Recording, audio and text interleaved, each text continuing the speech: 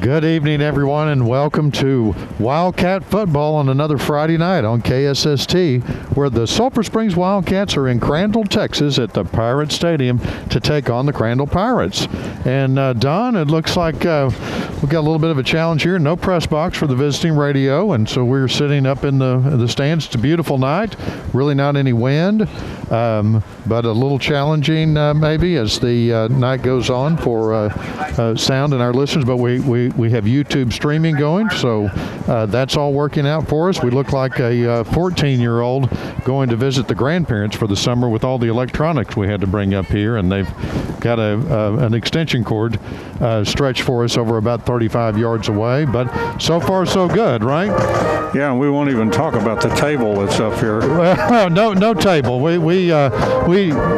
did just decided not to use the table, and nothing against the Crandall School District. They moved up from 4A last year to 5A. They've got a beautiful field, AstroTurf field, and we're not going to compare our field and our facilities to the Crandall School District, but I'll just go on record now saying that I love Mike Lamb, and I love anyone that's ever been on the Sulphur Springs Independent School Board. So I'm just going to make that profession of love right here and now. So I think we should get right into the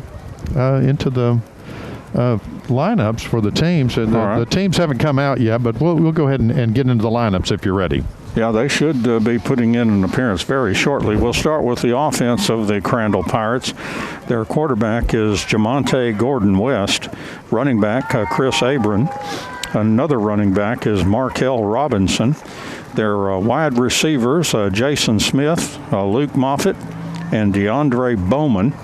Their H-back, who will sometimes slide into the slot, is Sammy Amasigo. And then across the offensive line, left tackle Dorian Maple. Left guard is Titus Daughtry. The center is Jackson Eskridge. Right guard is Dylan Burns, and the right tackle will be Narado Stoker. That's the offense for the Crandall Pirates. Now let's look at the Wildcats' defense. We'll be looking at that offense. On the nose is Alex Rodriguez. Defensive tackle DeAndre Peoples. Another defensive tackle Brighton Reuter. Inside linebackers Ryan Carrillo and Wyatt Smithson. Outside linebackers Cameron Hargrave and Landry Meskimen. The safeties for the Wildcats, Wiley Bennett and Cordarian Bull Turner. And on the corners, Robbie Hanks and Caden Eaton. So that's the Wildcats on defense. Now for the Crandall defense, 4-3. Their defensive tackles are Tyson Cameron and David Amasigo. The defensive ends are Noah Barnhill and Tommy Crockett. In the middle is Preston Chambliss. And the outside linebackers is Godwin Ugo Chukwu. Oh, there we go. Yes. Yeah, say that 10 times fast. Yes, sir. On the other outside linebacker is A.J. Mayfield. The cornerbacks for the Pirates, Elijah Anthony James and also Kendrick Jones. And their safeties, the bandit, is Jeremiah Contreras. And the free safety is Mason Doherty. So that's the Pirates. Bet that other young man has a nickname. We probably should have gotten that. Well, yeah, Matt Young called him Ogu. Ogu, there we go. He just left out the last two syllables of his name. Right. Now, I checked that diligently because I've known them to do that before. Sure. Let's check the offense for the Wildcats across the offensive line. Left tackle, Somjay Pryor. Left guard is Dealton Givens Nelson. The centers, Raiden McCormick. Right guard, Alfredo Olavide. The right tackle is Sean Dial. Quarterback is Caden Wallace. Running back, Caden Davis. The B-back, Carson Fenton. Slot receiver, C.J. Williams. And the outside receivers, Matthew Mitchell.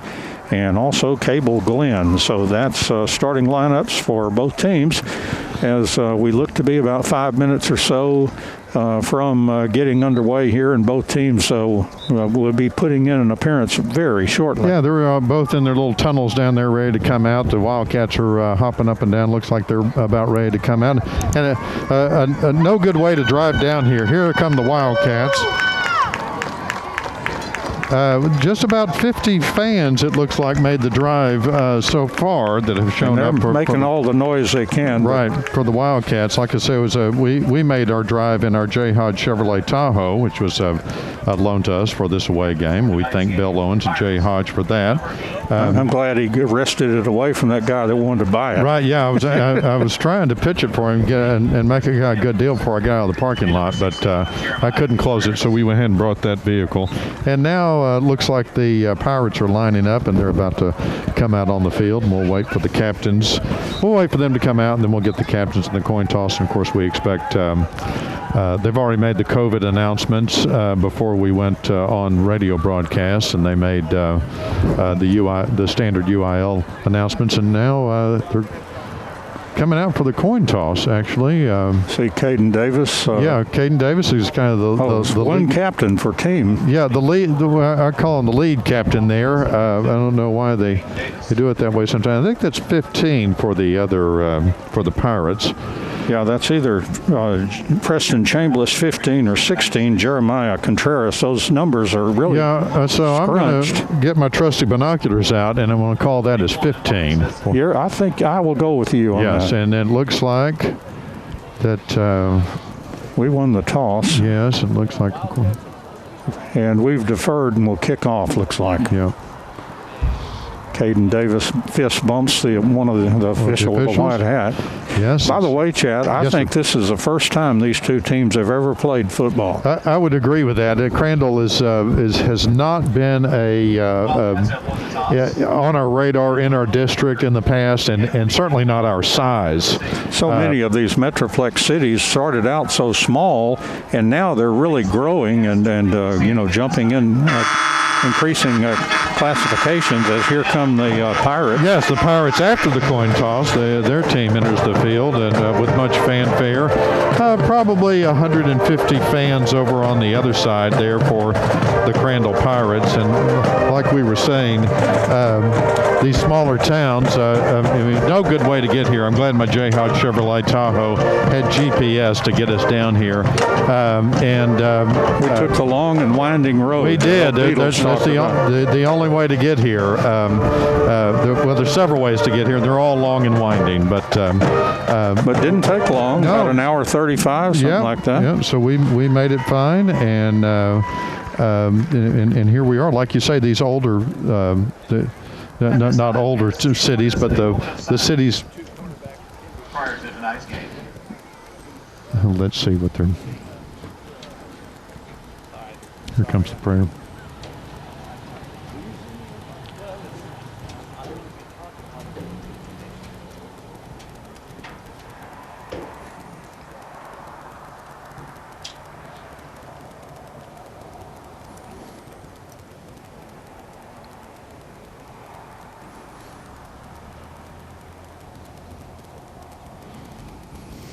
Thank you. Sorry, Don, there was a moment of silence for someone. I thought it was a prayer, but the PA is not really cranked here, and it's hard to hear from all the way across the field. Yes. Now national anthem, I believe. Yes, sir.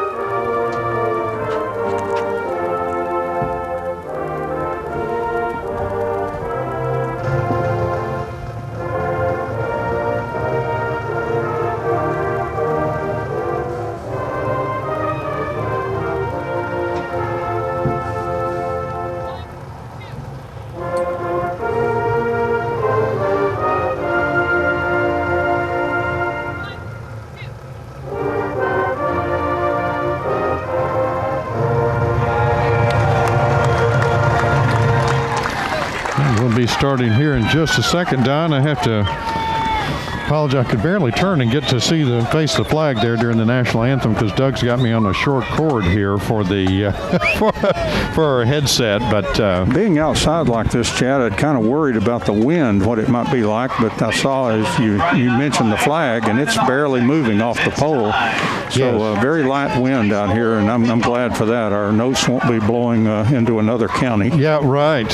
And and I apologize, we missed that. We thought the prayer was coming up, but it was a moment of silence. Okay. And I'm not sure if it was for a Heads player. were bowed, and like I say, the PA is hard to hear. It's hard for us to hear, and I'm sorry. We'll try to find out what that's for. But the teams enter the field, and of course, we're always ready for that J. Hodge Chevrolet kickoff to start off the game.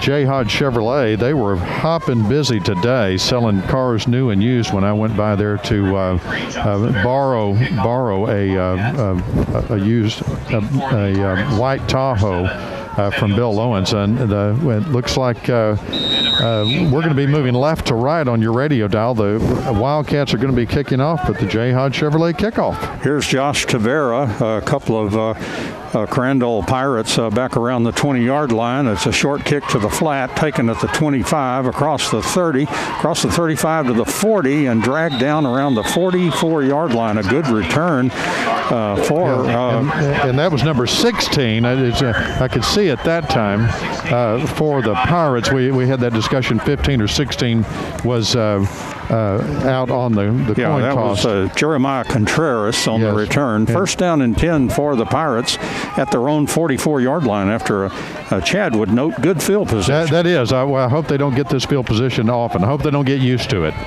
The quarterback, Gordon West, that's his hyphenated name. And here's a running play. Abram around the right side and runs around the corner and is knocked out of bounds or runs out of bounds close to the 50-yard line.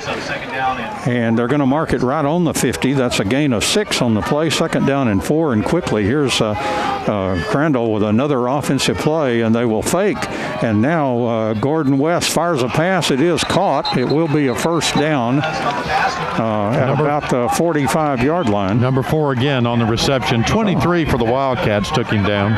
So Abram, just like our Tristan Abram. Right. And here's Gordon West, and he fakes and throws a pass incomplete, way too tall for Luke Moffitt, who's one of his favorite receivers. Their leading receiver is Sammy Amasigo. And he's got a brother, David, that plays on the defense. That's a disruptor. So here's a second down and 10 play for the Pirates. Fake to the running back, and now Gordon West keeps around the right side, and he is going to move up for about 8 yards up to the 36-yard line in Wildcats territory. That's 2 yards short of the first down. Big 99 on the tackle. Third down and 2 for the Wildcats for Crandall at the 36. Here's a running play. Abram again, and he's got the first down. He crosses down to the 31-yard line. First down and 10 for the Pirates as they're off and going. NASCAR offense for them. They're in black uniforms with the gold trim. Here's a fake, and now Gordon West will pass. The left-handed passer. He hits Sammy Amasigo, and he will go into the end zone for a touchdown. A 31-yard touchdown pass for the Crandall Pirates. My goodness, Don. They certainly moved down the field. They've got that very quick offense. They're already setting up for a 2-point conversion right here, it looks like. Oh, this is the old swinging gate here with everybody out to the left. A bad snap, and then going back to get it is a quarterback, and this is Gordon West, and he throws the ball, and it's going to be complete. He hit a receiver, and that was I believe that was complete to Luke Moffitt. Yes, number 5. A Patrick Mahomes move there, where he just blindly threw it over the front line, hoping that maybe he saw his receiver in the end zone, but flipped it over there. The guy caught it and put 2 more points on the board for the Pirates. It's 8-0. Crandall leads. 11:04 left here in the first quarter, and we'll take a break and be back in a moment. And we're back in Crandall at Pirate Stadium. My goodness, Don, the Pirates marched down there pretty quick. and put 8 points on the board. We're ready for the J. Hodge Chevrolet kickoff for the Wildcats to receive. Brandon Perez is their kicker. He's a sophomore. They have a ton of underclassmen on this varsity team. Few more fans for Sulphur Springs has shown up, so I'm going to call it at 75 right now, Don. And the approach on the kickoff, and they'll kick a short kickoff. The Wildcats will take it at the 26, across the 30, the 35, down the sideline he goes, across the 50, down around the 45-yard line. That looked like C.J. Williams. Was that number 5? Yes, number 5, C.J. Williams. You're absolutely correct, Don. All the way down to the Crandall 40. Well, let's see. They're going to mark it back a little bit at the 49-yard line in Crandall territory. Great field position for the Wildcats to come out for the Hootens Hardware first down for the Wildcats. And Crandall went 56 yards on their initial offensive play. In 56 seconds. Yeah, and here's a running play for the Wildcats, and Caden Davis hits it up in there for a short run. And I think the Pirates moved very quickly on that drive, and gain of 1 on the play. It'll be 2nd down and 9 from the 48-yard line. And Caden Wallace, takes a ball, and here's a flanker around to Matthew Mitchell, and he's going to lose yards back to the Wildcats' 46-yard line. Looks like the Pirates kind of read that play, so they were all over that. And it's going to get a better mark than I said. It's going to be at the 48-yard line, and so that will be 3rd down and 13 now for the Wildcats at their own 48. 10-10 left in the first quarter. And Caden Wallace back in the shotgun. 2 receivers left, 1 to the right. Wallace back to pass, getting a rush. Here's a screen. The ball is caught by C.J. Williams across the 45, and he's going to move down to about the 41-yard line. That's going to be short of the first down, but they only need about 4 yards. 4th down and 4, and they're going for it here. Yes, I'd love to see this. So the Wildcats are rolling the dice. I mean, there may be no tomorrow as far as playoffs are concerned, so why not? Riverboat Gambler here. 2 receivers left and right for Caden Wallace on the 4th down play. Wallace fires a pass. It is caught by C.J. Williams across the 40, the 35 to the 30, and pushed out of bounds inside the 25-yard line. The Wildcats convert on 4th down. A big, huge play. 1st down and 10 around somewhere down inside the 25. It's hard on this field. Well, let's see where they mark it. 23. Yeah, huge play for the Wildcats. Another Hootens Hardware first down for the Wildcats down on their own 23, or on the Pirates 23, excuse me. And now the Wildcats are getting that play, so they keep this drive alive. There's 9:20 left here in the first quarter. The Wildcats trailing 8-0. Caden Wallace takes the snap. It'll be a fake, and now Wallace will keep around the left side. He's trying to get around the corner to the 15. Flags flying everywhere as Wallace stepped out of bounds inside the 10, I believe, but flags fluttered all over the place. I count 3 flags there, and I really didn't see what the infraction was unless it was a block in the back against the Wildcats. So, yeah, I didn't know there were 3 officials over there, but there are 3 flags, and now they're conversing. Yeah, they're picking up the laundry right now. Yeah, and the Wildcats are kind of backing up here. So, and they give the signals, of course, to the home side. But it's going to push the Wildcats back. So it's going to be 1st down, looks like in 11 after all was said and done, and that's marked off from the 24-yard line, I guess, for the Wildcats. So 1st down and 11, and here's a running play. Caden Davis goes around the left side inside the 20, and it's going to be 2nd and I'd say about 7. It looks like they're going to mark it about the 19. It looks like preliminary. Yeah, well, I'm just using anything I can find, including the chain on this side. The sight lines down this low are very interesting, to say the least. Reminds me of that time we went to Orlando, Don. Oh, please. This is a garden spot compared to that. Here's 2nd down and 7 now for the Wildcats, and Caden Wallace hands off to Caden Davis. Davis ripping it up the middle. He's Davis into the end zone. Touchdown, Wildcats. Wow, Northeast. What do we say, 19-yard touchdown? Yes, sir. Northeast Texas Farmers Co-op says, way to go, Wildcats, for Caden Davis. Right up the middle and dodging those tacklers and taking it in to the end zone for the Wildcats. Put 6 points on the board, and now we wait for the extra point. The Wildcats are going to go for the single point, so rather than try to match point for point here. And Josh Tavera on the kick. The ball is down. A strong kick on the way. The kick is good. 8:31 left here in the first quarter. It's Wild so far. Both teams have scored on their first drive. And with 8:31 left in the first quarter, it's Crandall 8 and the Wildcats 7. We'll be back in a moment. And welcome back to Crandall Pirate Stadium as the Wildcats put 7 points on the board as an answer to the 8 points that the Pirates put on quickly at the first of the game. Here's a quick prediction. Onside kick by the Wildcats. Oh, I love it, Don. I'm glad you brought that up. I wasn't even thinking that. Well, I'm thinking Owens saw what that offense could do for Crandall. Here comes the possible J. Hodge Chevrolet onside kick from the Wildcats. Not want to give that ball back. Look at these guys. Look at these guys gathering up on this side. I think it's going to come over here to the right. What do you think? Well, we'll see. Here's Tavera, and wouldn't you know it, he kicked it deep, folks. Made a fool out of all of us. Hit inside the 5, went all the way through the end zone. So, so much for those funny little feelings. It probably is nothing that some indigestion medicine wouldn't cure. I can't believe you said it, Don. I wasn't even thinking it.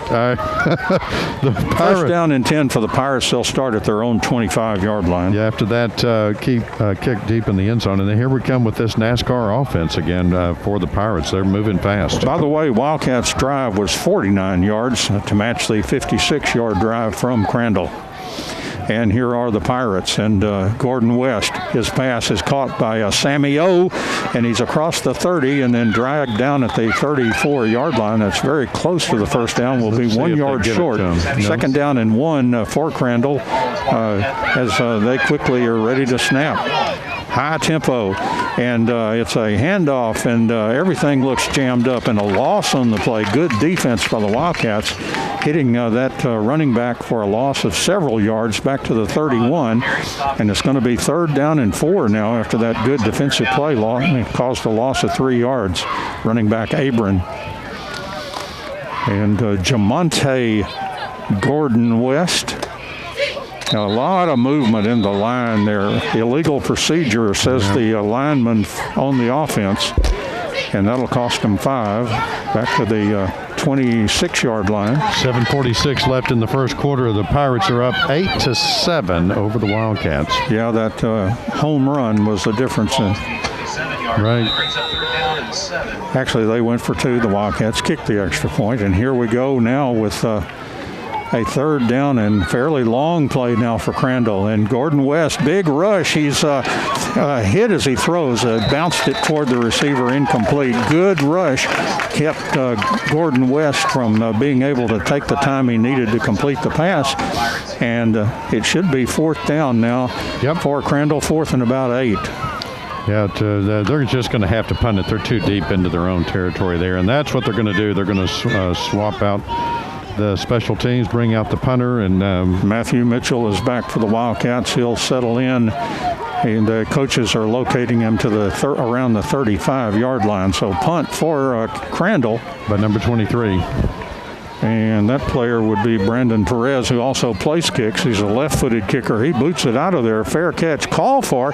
Ball was muffed a little bit, but quickly just picked up, and so the Wildcats will start from the 39-yard line. Matthew Mitchell. First down and 10. He just dropped that to get our attention there and bounced it right off the turf and caught it.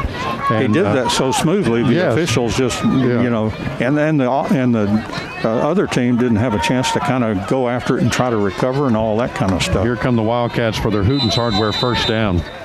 From their own 39-yard line, the Wildcats trailing 8-7 with 7:30 left here in the first quarter. Back to Caden Wallace. He'll fire out into the flat to Caden Davis. He's hit right at the 40-yard line and then pitched back. So it'll be basically maybe a 1-yard gain on the play. Give him a little forward progress there, but yes, it's still going to be a loss. Absolutely not. It'll be no gain on the play. Second down and 10 from the 39. I thought he got up to the 40, but my opinion does not count. No. We need to wear black and white next time, Don. Well, I don't know. Here we go. 2nd down and 10 now. Caden Wallace hands off, and Caden Davis hit right away. This will be a loss of yardage, and it'll be back at the 37-yard line. It'll be a 3rd down play now. Number 26 for the Pirates snatched Caden Davis by the shoelaces there, and you just couldn't get free. Make that 2nd down and 13 for the Wildcats. Nope, they're going to change it to 3rd. Yeah, it's 3rd. He fooled me. I thought I knew better than that, but that very bright sideline marker had 2nd. Now it has 3rd. So here's 3rd and 13. It's back to Caden Wallace. He's going to run it. He's still looking to pass. Now he's going to run it. Now he throws, and it's caught by Matthew Sherman. Sherman all the way down to the 30-yard line in Crandall territory.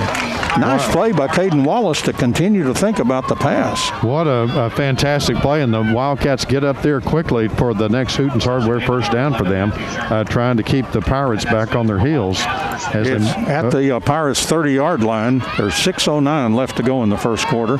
Wildcats trailing 8-7. 2 receivers out to the left, 1 to the right for Caden Wallace.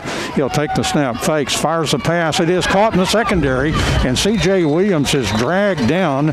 Going to be around the 15-yard line, down to the 14-yard line for Crandall. And the Sticks move again as they get another first down and move a little farther into Pirate territory. 5:48 left in the first quarter. So 1st down and 10. And I'll give you a basketball update when I have a chance. Here's a running play for the Wildcats, and that's going to be jammed up in there. Looks like no gains. Number 3 on the carry for the Wildcats there, Don. That's Deloney, the big running back, and no gain on the play, 2nd down and 10. First quarter, the Wildcats are leading McKinney Boyd 21-9 in that basketball game. So kind of a surprising start. Good start for those Wildcats. Here's a snap back to Caden Wallace. Rolls to the right. Pass is caught by Matthew Sherman, and Sherman is right down near the goal line, maybe to the 1-yard line. It's going to be 1st and goal for the Wildcats at around the 1. A fantastic play. The Wildcats are really connecting on those short passes. And we've seen some that of the long play passes. twice. Yes, and some of the long passes too. So yeah, we've seen that twice where the rollout by Caden Wallace and then hitting Matthew Sherman. 1st down and goal for the Wildcats at the 1 as Wildcats try to get the lead here. Back to Wallace, and there's touchdown, Douglas Deloney. Douglas Deloney just marches into the end zone untouched. That was 3, wasn't it? That was 3, yes, sir. Douglas Deloney, Northeast Texas Farmers Co-op says, way to go Wildcats, as they put another 6 points on the board to go up 13-8 over the Pirates with the extra point still pending for the Wildcats. It looks like they're just going to go for the kick. They're not going for 2. And so here's Josh Tavera, held by Matthew Mitchell. Snap was a little low, but he got it down. The kick is good by Tavera. 4:42 now left here in the first quarter, and the Wildcats have taken the lead. The Wildcats 14 and Crandall 8. And we'll take a break, and we'll be back in a moment. And welcome back to Crandall at Pirate Stadium, where the Wildcats have gone up over the Pirates 14-8 with 4:42 left in the first quarter as the Wildcats come out to kick off that J. Hodge Chevrolet kickoff. Don, I'm going to ask you if you're having that feeling again about the onside kick. I'll tell you what, that feeling comes only once when you're wrong. Yeah, when you're wrong. It quickly goes away after that. And see, there's some guys gathering up over here again, so I don't know. But that was a 61-yard touchdown drive for the Wildcats, their 2nd long drive of the night, and Josh Tavera approaches, and he will boot it deep again. And again, the Crandall up guys, well, that one went maybe into the end zone somewhere, and then went right on through. So a beautiful kickoff by the strong-legged Josh Tavera, who Coach Owen says is beginning to get some information out there that people are beginning to wonder, hey, about that kicker. He seems to have a strong leg. He's doing a great job, and without any help from the wind, the Pirates are coming out quickly, of course, for their First down at the 25. 25-yard line, first down and 10. And Gordon West, the quarterback, fakes. He looks down the field, fires a pass. It's caught in the secondary and dragged down at the 45-yard line. Again, that was Sammy Omasigo making the catch. He's their leading receiver. He had 30 catches coming into tonight. And first down and 10 for Crandall at their own 45-yard line. Gordon West, the quarterback. Here's a run by Abram, and Abram is going to be hit after a short gain, maybe one on the play. Second down and 9 from the 46-yard line. And again, Crandall just a NASCAR offense here. With Gordon West, the left-handed quarterback, takes the snap. Another running play. Abram runs off the right side. He bursts into the secondary across the 30. He may go to the house. He's dragged down inside the 15-yard line by the Wildcats. I think that was Matthew Mitchell. No, number 18 was on 18, the tackle. Okay, that's Devin Franklin, I believe. Yes, right. He had the open field tackle a couple plays ago as well. First down and 10 from the 13-yard line. Here's a pass, and it is caught inside the 9. It breaks the tackle and gets all the way into the end zone. Touchdown for Crandall on a 13-yard touchdown pass. And again, he hit Luke Moffitt with number 5. I believe so, yes. And here's this crazy swinging gate kind of thing. But now they check out of it, and they're going to actually kick the ball. Well, that's disappointing. 14-14 is tied up pending this extra point attempt. And Perez, again, the left-footed kicker. And Holder back there takes the snap. Here's the kick on the way on the extra point, and the kick is good. So that didn't take long. 3:54. Both the Crandall touchdowns have come very, very rapidly. 3:54 left here in the first quarter. New score here from Pirate Stadium in Crandall. It's Crandall 15 and the Wildcats 14. We'll take a break. Back in a moment. And goodness, Don, we're back in Crandall, Texas, where the score is 15 now for the Pirates over the 14 for the Wildcats. 3:54 left. Still just in the first quarter. 48 seconds on that drive, and I forget what you said the first one was. 54 seconds. 54 on the first drive, and then 48 on that one. So both of their scores are under a minute as the Wildcats are out on the field to receive the J. Hodge Chevrolet kickoff. And Perez, the kicker. Wildcats have men back around the 10-yard line. The first time the kicker kicked it into the flat. And what a great run back by C.J. Williams. I bet they don't do that again. That was, after that, a really nice return. He approaches and tries the other side. Is taken at the 20-yard line. Here's Caden Davis across the 25. Davis to the 30. Breaks the tackle. 35-40. Davis breaks out of there. 45 and dragged down at the 48-yard line. Again, good field position for the Wildcats at their own 48. Familiar, great field position as the Wildcats come out for their Hooten's Hardware first down of this drive. Let's call it the 47 instead of the 48. They backed it up on a little bit. And the Wildcats now on this Hooten's Hardware first down here with 2 receivers out to the left, 1 to the right for Caden Wallace. And, a guy got a head start, and officials don't like that. No. And that'll cost the Wildcats 5. Yep. A little bit. Maybe the pass was to that player. He was really going into his route quickly. First down and 15 for the Wildcats at their own 42. Back to Caden Wallace. He's back in the pocket. He fires to the left, a screen. It is caught. C.J. Williams across the 50, the 45 to the 40, the 35 to the 30, and down the sideline. They're still going, but they say he stepped out of bounds. That looks to be about the 25-yard line. And, boy, C.J. has looked great tonight. Fantastic play. I was just about to say that he and Matthew Mitchell were lined up on the other side as receivers, and they just took off and unfortunately just stepped out of bounds there at the 25 for the next Hooten's Hardware first down. And shades of the past, the Wildcats running the screen and making it go for big yardage. Haven't seen that in years. Here's a handoff to the running back. That's Caden Davis again, and he dances down to around the 20-yard line. gain of 5, I believe Chad indicates. So it'll be second down and 5 with the ball down around the 20 for the Wildcats. Another good drive, and boy, both teams are just cutting through each other like a knife through the hot butter, or a hot butter knife in the butter. Here's a handoff to Caden Davis, sweeping to the left. Touchdown, Wildcats. A 20-yard run for Caden Davis.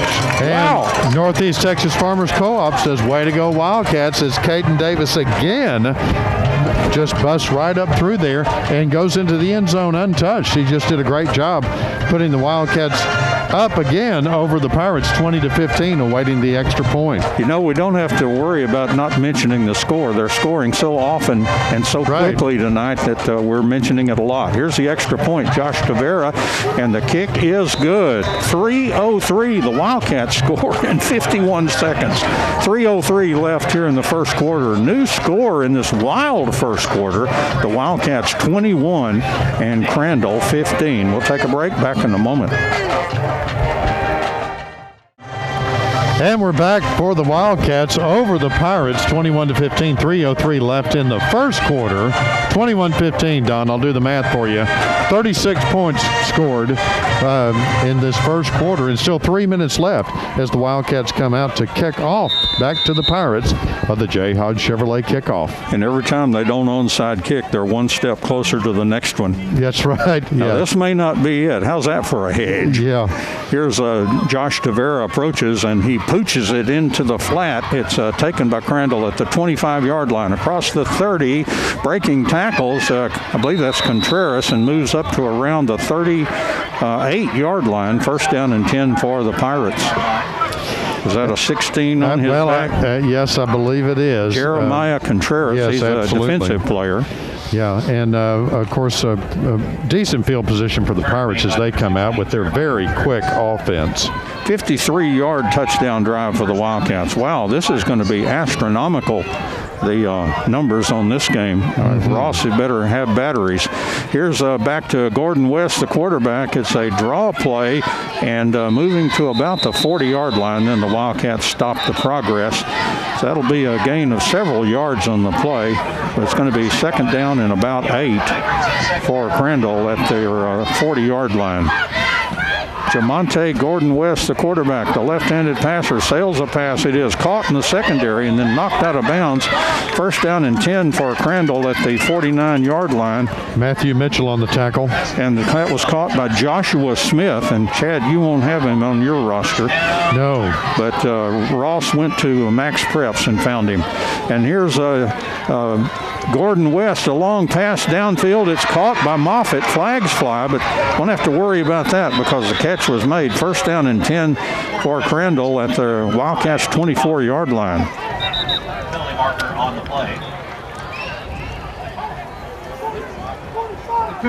Oh, my. Got a blank message. That's from my basketball interference, source. I believe they said. Yes, that is correct. And first down and 10 for the Pirates at the 24-yard line. For Crandall Pirates, first down. And Gordon West, the quarterback, takes a snap. Here's a pitch, and running back heading through there to about the 30, down to the 20, inside the 20. That was Abram. And Abram to the 19-yard line. And it's that's going to be a gain of about 5. It'll be second down and 5 for Crandall. And Gordon West sails it. He threw it a little bit too early. The receiver looked like Moffitt kind of slipped. Yeah, he was feeling the heat of number 45 for the Wildcats coming in on him there, and he, the quarterback for the Pirates, sailed that down I'm not sure if Moffitt was going to try to say that he was interfered with, but he didn't protest vigorously, but I got the feeling maybe he wanted to a little more. But now third down and 5 for Crandall. Back to Gordon West. Pitch to Abram.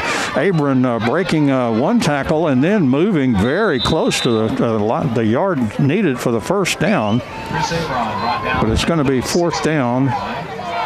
as they're going to move it back a little bit, back to the 17-yard line. They're going for it. Crandall will go for it, 4th down and 3, and they'll try Abram again, and I don't think he made it. He's just crossed the 15. I'm going to say no, Don.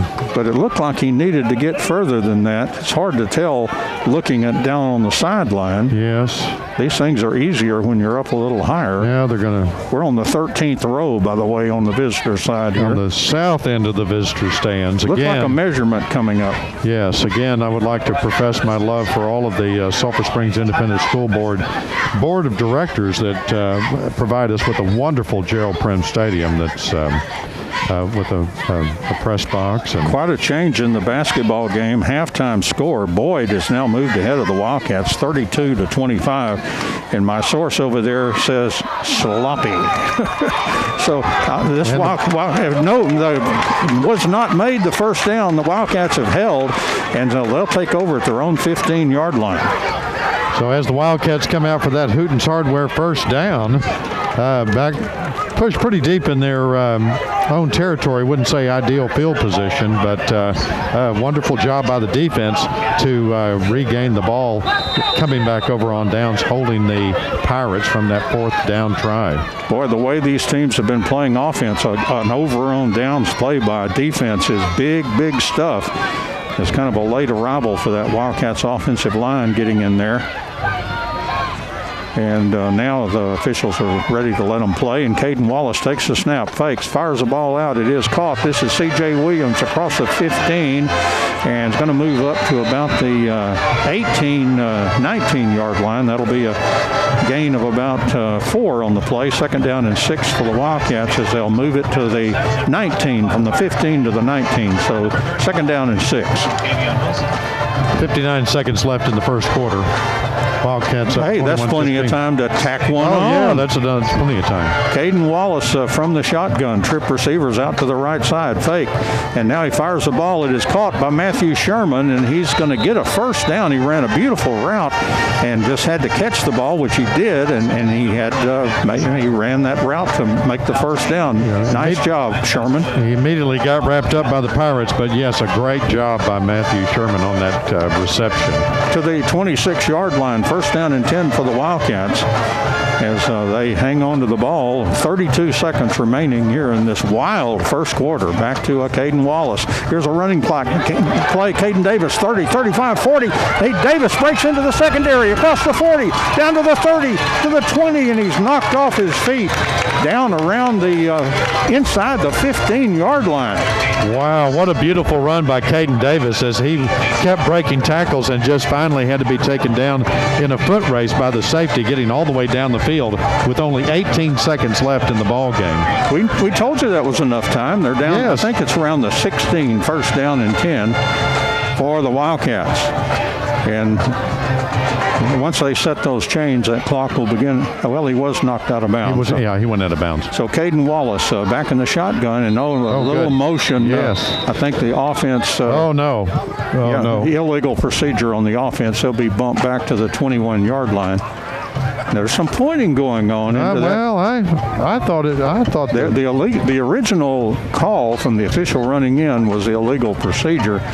But the other official was doing a lot of pointing into that secondary. There's the illegal procedure on the Wildcats. Yeah, it is. I just saw the Pirates jump first, but of course I'm probably more for the Wildcats tonight than in the Pirates, Don. I don't know if you felt that. But. Well, I saw the Wildcat jump. I did not see the initial jump, perhaps. But anyway, it's 1st down and 15 now from the 21-yard line. Caden Wallace will fake. He fires the ball toward the end zone receiver there. Incomplete. Couldn't hook up with that receiver. Yeah, Matthew Mitchell was just right out of his reach back in the back corner of the end zone. It was a good play, a good route, a good pass, just didn't quite connect. So it's 14 seconds left here in the first quarter, and the ball back at the 21-yard line. It'll be 2nd down and 15 for the Wildcats at the Crandall 21-yard line. Kind of hate to see the final seconds of this wild first quarter. It's been fun. Caden Wallace back in the shotgun, takes the snap, looks crossing pattern caught for the Wildcats down right around the 2-yard line. C.J. Williams again on the catch. he lost the ball as he was tackled. The Pirate came up with it and was headed to the opposite end of the field, but they called him down by contact before the ball came out. So they're down for first and goal. First and goal from the 2-yard line. As Dandy Don Meredith said, ground can't call us a fumble. Why? But that's the rule. And there's the end of the first quarter. Boy, do we hate to see that one come to an end. What an exciting first quarter. But at least they come back here where we can see them a little bit better. There you go. So we played one here from Pirate Stadium in Crandall. The Wildcats of Sulphur Springs 21, the Crandall Pirates 15. Let's take a break, and we'll be back with the start of the second quarter right after this. And welcome back to Crandall, Texas, where the Wildcats are over the Pirates 21-15, just awaiting the start of the second quarter, where the Wildcats are down knocking on the door of the goal line. If you project over four quarters what we just saw, Wildcats 84 and right. Crandall 60. Right. Now, that's not to say that that's going to happen, but we would be awful tired. I don't know about the players, but we would be awful tired if that happened. That would be a new record, because I think that's a state score, perhaps. And they're down on the 1 and the 2-yard line. First and goal from the 2. Yeah. So 84 would be a record, I'm pretty sure, for the Wildcats. Here's a running play, and this one, runners down to about the, they're going to say right at the 2, so no gain on the play. Second down and goal for the Wildcats at the 2. I thought he got inside that, but he did not get that mark on the running play for the Wildcats. I believe that was Caden Davis. No, that was J.J. Hall in there. I'm sorry. Yeah, J.J. And here's a snap to Wallace. He'll try J.J. again, and touchdown for the Wildcats. J.J. Hall never knocked off his feet. And Northeast Texas Farmers Co-op says, way to go Wildcats once again, just as we have about 26 seconds off of the second quarter. The Wildcats put 6 more points on the board with J.J. Hall spinning and never falling down, going into the end zone. 27-15. And 3 halfbacks have scored touchdowns for the Wildcats tonight. Fantastic. Davis, Hall, and also Deloney. Here's the extra point by Josh Tavera, and the kick is good. 11:34 left here in the second quarter. A new score from Pirate Stadium. The Wildcats 28 and Crandall 15. Let's take a break. Back in a moment. And welcome back to Crandall, Texas, where the Wildcats are up over the Pirates 28-15 after 1 quarter and 26 seconds has expired, Don. And so you can do the math on that. Don says it's going to be a combined score of over 100, the way he figures it. But you just math. Yeah, just simple math. Yeah, you say, well, they did it in the first quarter. Just let them do that all 4 quarters. So sure, that's going to work that way. Waiting for the Wildcats to kick off that ever-popular J. Hodge Chevrolet kickoff that we've had several of in this game already, and here they come. That was, I believe, an 85-yard drive. Here's a kick again by Tavera, and it hits in the end zone and kind of settles in there and remains in the end zone. Touchback on another long kick by Josh Tavera. Tavera has had no problem kicking in the end zone, and now is kicking it, has kicked it both ways. So, like I said, the wind wasn't helping him because there's no wind, and so here come the Pirates with their quick offense. Yeah, the Wildcats up 28-15 with 11:34. That last touchdown drive took a pedestrian minute and a half or something. Here's Gordon West, the quarterback, running out of the pocket. A good tackle there by Ryan Carrillo at the 29-yard line, and that's a gain of 4 on the play. It'll be second down and 6 from the 29-yard line for the Crandall Pirates. Arg! Very quick offense. And Jamonte Gordon West will hand off to Abram, and Abram hits up in there, tried to bounce outside, and that's going to be no gain on the play. I think they gave him a very nice spot back to the original line of scrimmage. But it's third down and 6 now for Crandall. I thought he lost 1 or 2. Here's Gordon West. He'll fire a deep pass. Has a receiver out there, and it's caught and down the sideline. And this one's going to go all the way for a touchdown for Crandall. My goodness, that very quick receiver for the Pirates, number 12. And is that the one we didn't have on the roster? Joshua Smith. Right.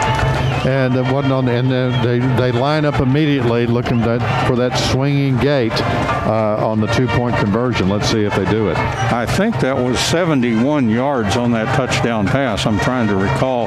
The scoreboard here does not have where the ball is marked, I don't believe. I haven't examined that totally. No. But now they will kick the extra point, so Perez, the left-footed kicker, is in there to tack on a point here and get them within 6 again. The ball is down. The kick by Perez. Oh, a nice high kick. That'll bounce off the concession stand roof. Kick is good. 10:41 left here in the second quarter. And that took all of 53 seconds. That's about been the average scoring drive, I think, for Crandall as they score again. 10:41 left here in the second quarter. It's the Wildcats 28 and Crandall 22, and we'll be back in a moment. And the Wildcats come back out for the J. Hodge Chevrolet kickoff after the Pirates have put 7 more points on the board. The score is 28-22. I'll do the math for you, Don. That's 50 points scored so far in this ball game. And I think if you project that over another couple of quarters, that's 100 points. I know. I was just thank you for doing the math for me. I was a little slow at math, but I don't. Are you looking for any trick plays? Not from the Pirates, I don't think. I'm not looking for it. I don't know. This is a new team for me. I've never seen Crandall before, and the kicker booms that one, and that's going to hit right on the goal line and sail through the end zone, and so it'll be first down and 10 for the Wildcats at their own 25-yard line. That Crandall drive was 75 yards, and it was 71. It took 3 plays, and that third play was the big long pass. My goodness. From Gordon West. Some good football tonight here from Crandall, Texas. It's great football because the Wildcats are up and they have the ball on their own 25 as they come out for that Hooten's Hardware first down. Don. All right, Caden Wallace back in the shotgun as this Crandall defense digging in there. And back to Wallace, and he will fake and keep. And Wallace heading out is going to be dragged down. It'll be a short gain on the play, maybe a yard or two. We'll say 1 yard, second down and 9 from the 26-yard line. Looked like Wallace was going to get more, but a real good defensive play. A very secure tackle kept Wallace from rumbling, and he's been rumbling lately. He is beginning to become a force running the ball. So Wallace now, second down and 9. Has 2 receivers out to the right, 1 to the left, and he will keep again, looks like, and again, not much there. Short gain. Let's see. It looks like back about the original line of scrimmage. Third down and 10 for the Wildcats at their own 25. Big play here. Time for another big pass play for the Wildcats, it looks like. They've got Matthew Mitchell on this side with number 30. That's the H-back. Or B-back. That's Bridges. And then Davis and Matthew Sherman on the other side. Wallace back in the shotgun here as neither defense has stuffed anybody. Here's a pass caught by Bridges. And Bridges rumbles down to the 45-yard line. First down and 10 for the Wildcats. Langston Bridges. Fantastic play by Langston Bridges. He just came across the middle there and snatched that ball, and they had a tough time taking him down. He's a big guy. And you may recall on senior night I was bragging on his flourishing afro that he has. He's really a thing of beauty. You don't see that all that often anymore. First down and 10 from the 45. Here's a running play for the Wildcats, and that is Caden Davis. And Davis is forward, looks like about 6 yards on the play. Second down and 7, or second 3. Will be our Hooten's Hardware second down because I missed it on the last play there. As I'll tell you the impossible thing to do after this play, as Wallace is in the shotgun. And he will fire a pass, and it's caught in the secondary. And that is Matthew Sherman all the way down to the 30 in Crandall territory. Chad, how would you like at this point to pick a play of the game? I know. I haven't. Not yet. Here comes another Hooten's Hardware first down for the Wildcats. They're deep into the Crandall Pirates territory now. First and 10 from the 30-yard line for the Wildcats.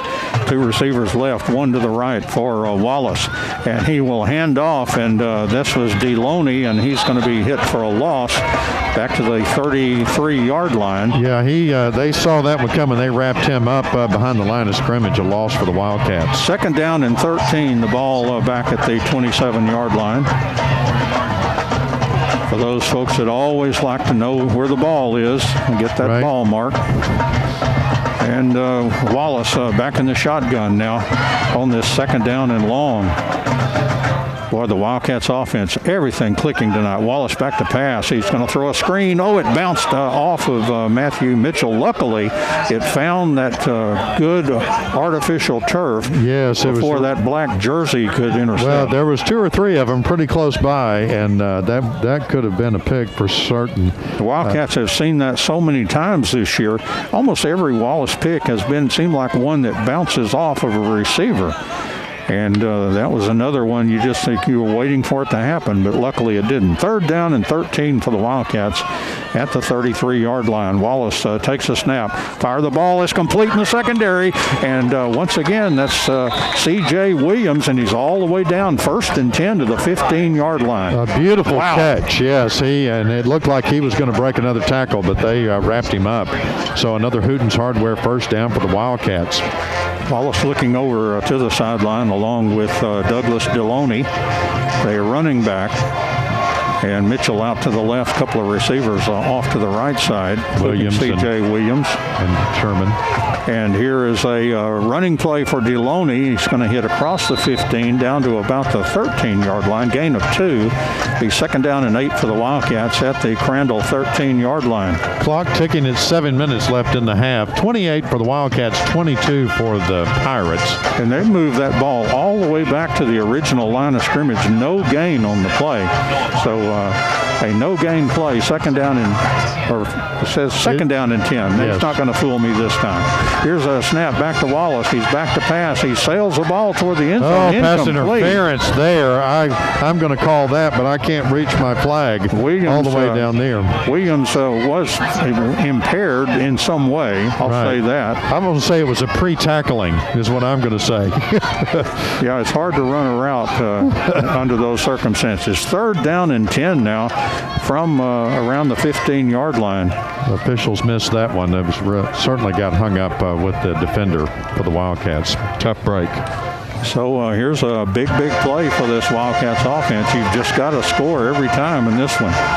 Wallace takes the snap. He fires the ball. Incomplete. Tried to get it to C.J. Williams. It was perhaps a little bit high, and he couldn't drag it down. And fourth down, and here comes Tavera. He's going to try a field goal for the Wildcats. Probably a great choice for the Wildcats right here. 4th and 10. They have a chance to put some more points on the board. They're up 28-22. 6:36 left in the half, and a great call by Coach Owens here. Wait till you see the fake off this. Well, I'm going to say that they're just going to go ahead and kick it, but let's see. 32-yard field goal for Josh Tavera. He's really right in the middle of the field. The ball is down. Here's a kick. It's a low kick and no good for the Wildcats. Yes, one of the defenders for the Pirates came across and just almost got a hand on it. So I don't know if it was a bad snap or the hold wasn't exactly where he wanted it, but it's going to go over to the Pirates, and no score for the Wildcats, unfortunately. So the score remains Wildcats 28 and Crandall 22 with 6:32 left here in the second quarter, and Crandall will start first down and 10 from their own 20. Wild offensive night here in Crandall. Gordon West, the quarterback, hands off, running play, and spills forward for about 1 yard to the 21-yard line. Abram, the running back. It'll be second down and 9 for Crandall from their own 21. Gordon West, the quarterback, fakes. Now passes. He hits a receiver and sailing down the field all the way up to around the 50-yard line. Was that Luke Moffitt again? No, it's 6. That's a new player for there. The Pirates. Beautiful. And they're coming right back up to the line of scrimmage. They're going to go again. Chuckwoo made the catch on that one. Here's Gordon West throws a pass wide open to Sammy Omasagi. And he goes all the way into the end zone for a 50-yard touchdown pass. Oh, my. Well, yeah, just caught the Wildcats looking on that, and that's going to put the score at 28 all with 6:01 left in the half, and the extra point pending. It looks like they're going to kick it for the Pirates. That two-point conversion, Wildcats may be chasing that all night long. Absolutely. But, of course, they haven't. Crandall has not converted the kick, but this strong-legged left footer has really puts them high. The ball is down on the kick, and the kick is away, and the kick is good. And 6:01 left here in the second quarter. New score here from Pirate Stadium in Crandall. It's Crandall 29 and the Wildcats 28. And we'll take a break, and we'll be back in a moment. Can't even calculate the lead changes, Don. It's changed so many times. But the Wildcats are in a very close game, 29-28. The Pirates over the Wildcats as the Wildcats come out to receive the J. Hodge Chevrolet kickoff. 6:01 left in the half. A total of 67 points so far. And I'll give you some good volleyball news.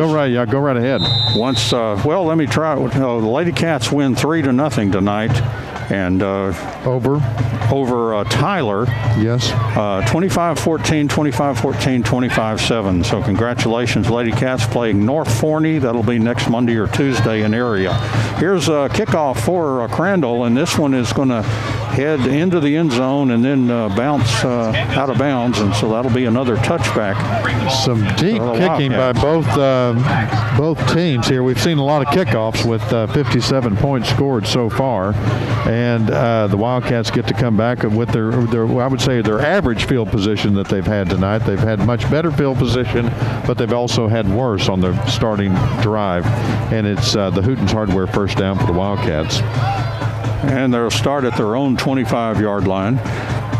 Caden Wallace, the quarterback for the Wildcats, takes the snap, and it'll be a running play. Caden Davis bursting into the secondary, and then was tackled out of bounds across the 30-yard line. Great second effort by Caden Davis as he held off that one defender and made it, got a few more yards out of him before he was pushed out of bounds. Gain of 7 on the play, 2nd down and 3. The ball at the 32-yard line for the Wildcats.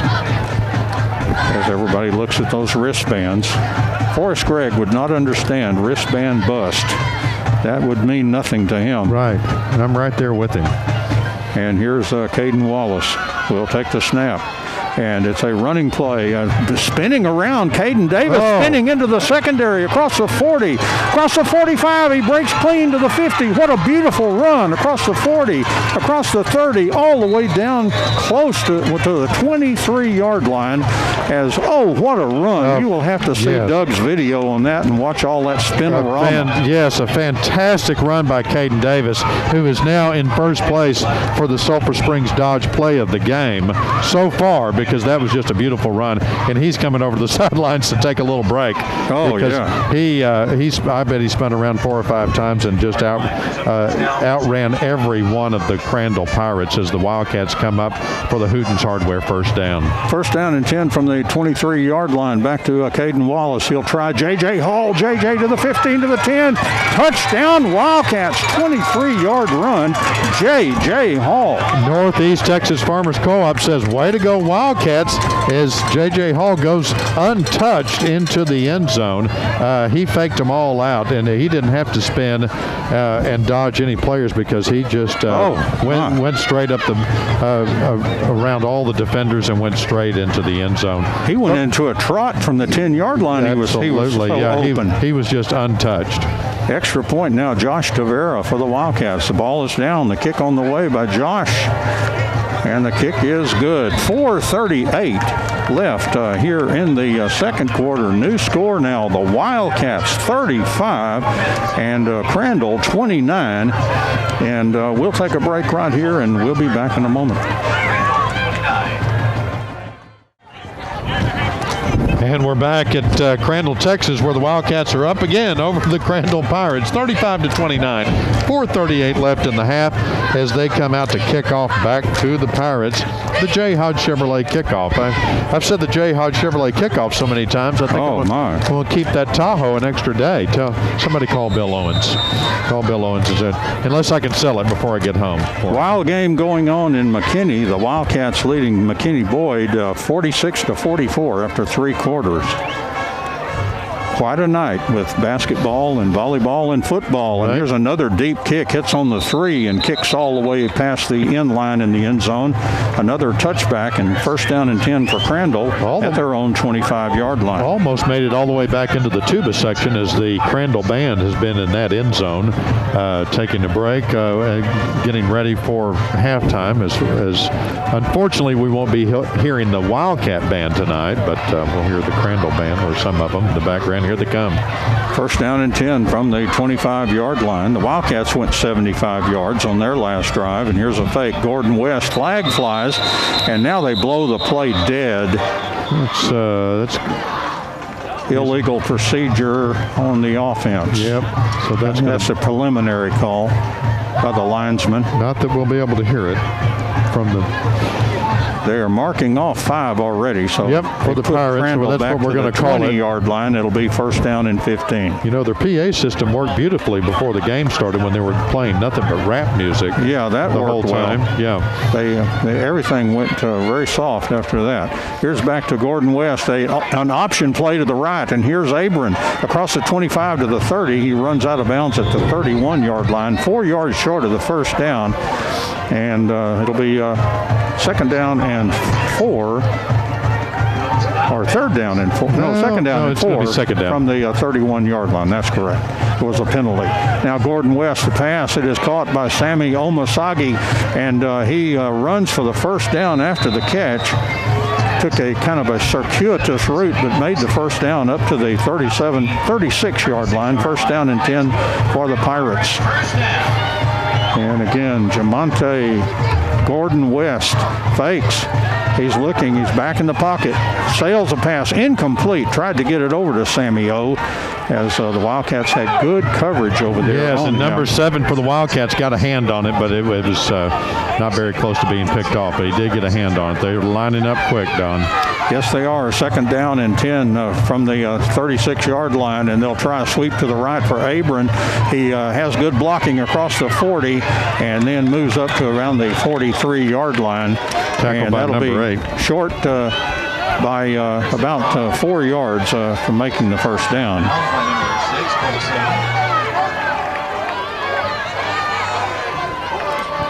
Again, Lady Cats win their volleyball game 3-0. And here's Gordon West dropped the ball and then was pounded back there by Hargrave. And so it's fourth down, punt time. Gosh, this is a rarity in this ball game, a punt. Wildcat defense really held them that time and capitalized on that bad snap or the bad catch of the snap because, and it looks like they're going to call timeout. No, they're bringing in the punt team. Here they go. So Crandall will kick it away, and Matthew Mitchell is back standing on the 30-yard line for this punt. The same guy that does the place kicking, also the punting, Perez. He takes the snap, and the kick is away, and he booms it out of there, and fair catch call for, and made a sliding catch. Nicely done by Matthew Mitchell. Yes, great at the 32-yard line. It'll be first and 10 for the Wildcats right there at the 32. A little bit better field position than last time, but they went 75 yards on that last drive, and now they have less to go on this one. I think they can do it, Don. 35-29, the Wildcats over the Pirates. 2:56 left in the half. Here comes the Hootens Hardware first down for the Wildcats. You mentioned a couple of players just by number. Let's say Wiley Bennett and also Dominique Sims made good defensive plays for the Wildcats. And here's Wallace firing a pass to a wide open receiver, but he sailed it a little bit too tall. I believe that was Mitchell. Oh, yes. Matthew Sherman. That was Sherman over there on the far side. Mitchell's lining up on the near side for us. We're moving right to left on your radio dial. I guess I saw the 1 and it was 11 instead of 21. It's just we're not going to complain about the conditions we're in here, Don. Really. Second down and 10 now. Wallace will running play for Deloney into the secondary, across the 40 to the 50, across the 45. He stepped out of bounds about the 34-yard line, but the officials are going to give him all the way to the 20. I was watching that. Yes. I was watching. He was right in front of me. He stepped out at the 34. They're going to mark it at the 26. A great long run by Douglas Deloney. Yes, great, and a great spot by the officials for the Wildcats for another Hooten's Hardware first down. We'll take it. And Wallace from the 26-yard line will take the snap, rolling to the right.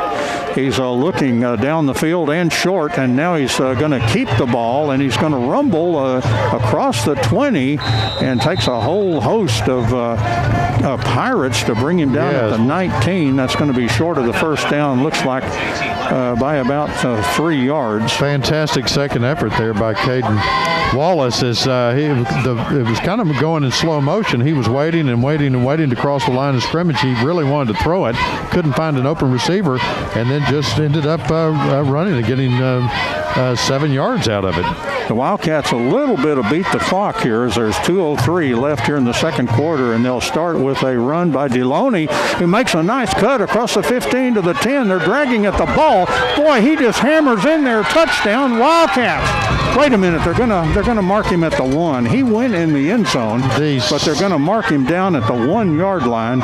Oh my, Deloney did something the Wildcats coaching staff has wanted him to do, and that's punish those defenders with that big size of his. Fantastic run as he just powered over everybody that tried to grab him, and the Wildcats are up first and goal for the Hooten's Hardware first down. What a great second, third, and fourth effort. I may have another contender for my Sulphur Springs Dodge play of the game. Oh, you've got about 50 so far. Right. Well, I've got two. First and goal from the 2 now for the Wildcats, and they will hand off, and then Deloney is going to be stacked up on this one. That was kind of a slow developing handoff. Yep. And Crandall, one thing about Crandall, they're small, very talented, but small, and I think the Wildcats are liking the fact that they can kind of pound on somebody. Deloney just did a fantastic job. That was one of the best plays I've seen all season of him. And then the other one when Davis was spinning. So that's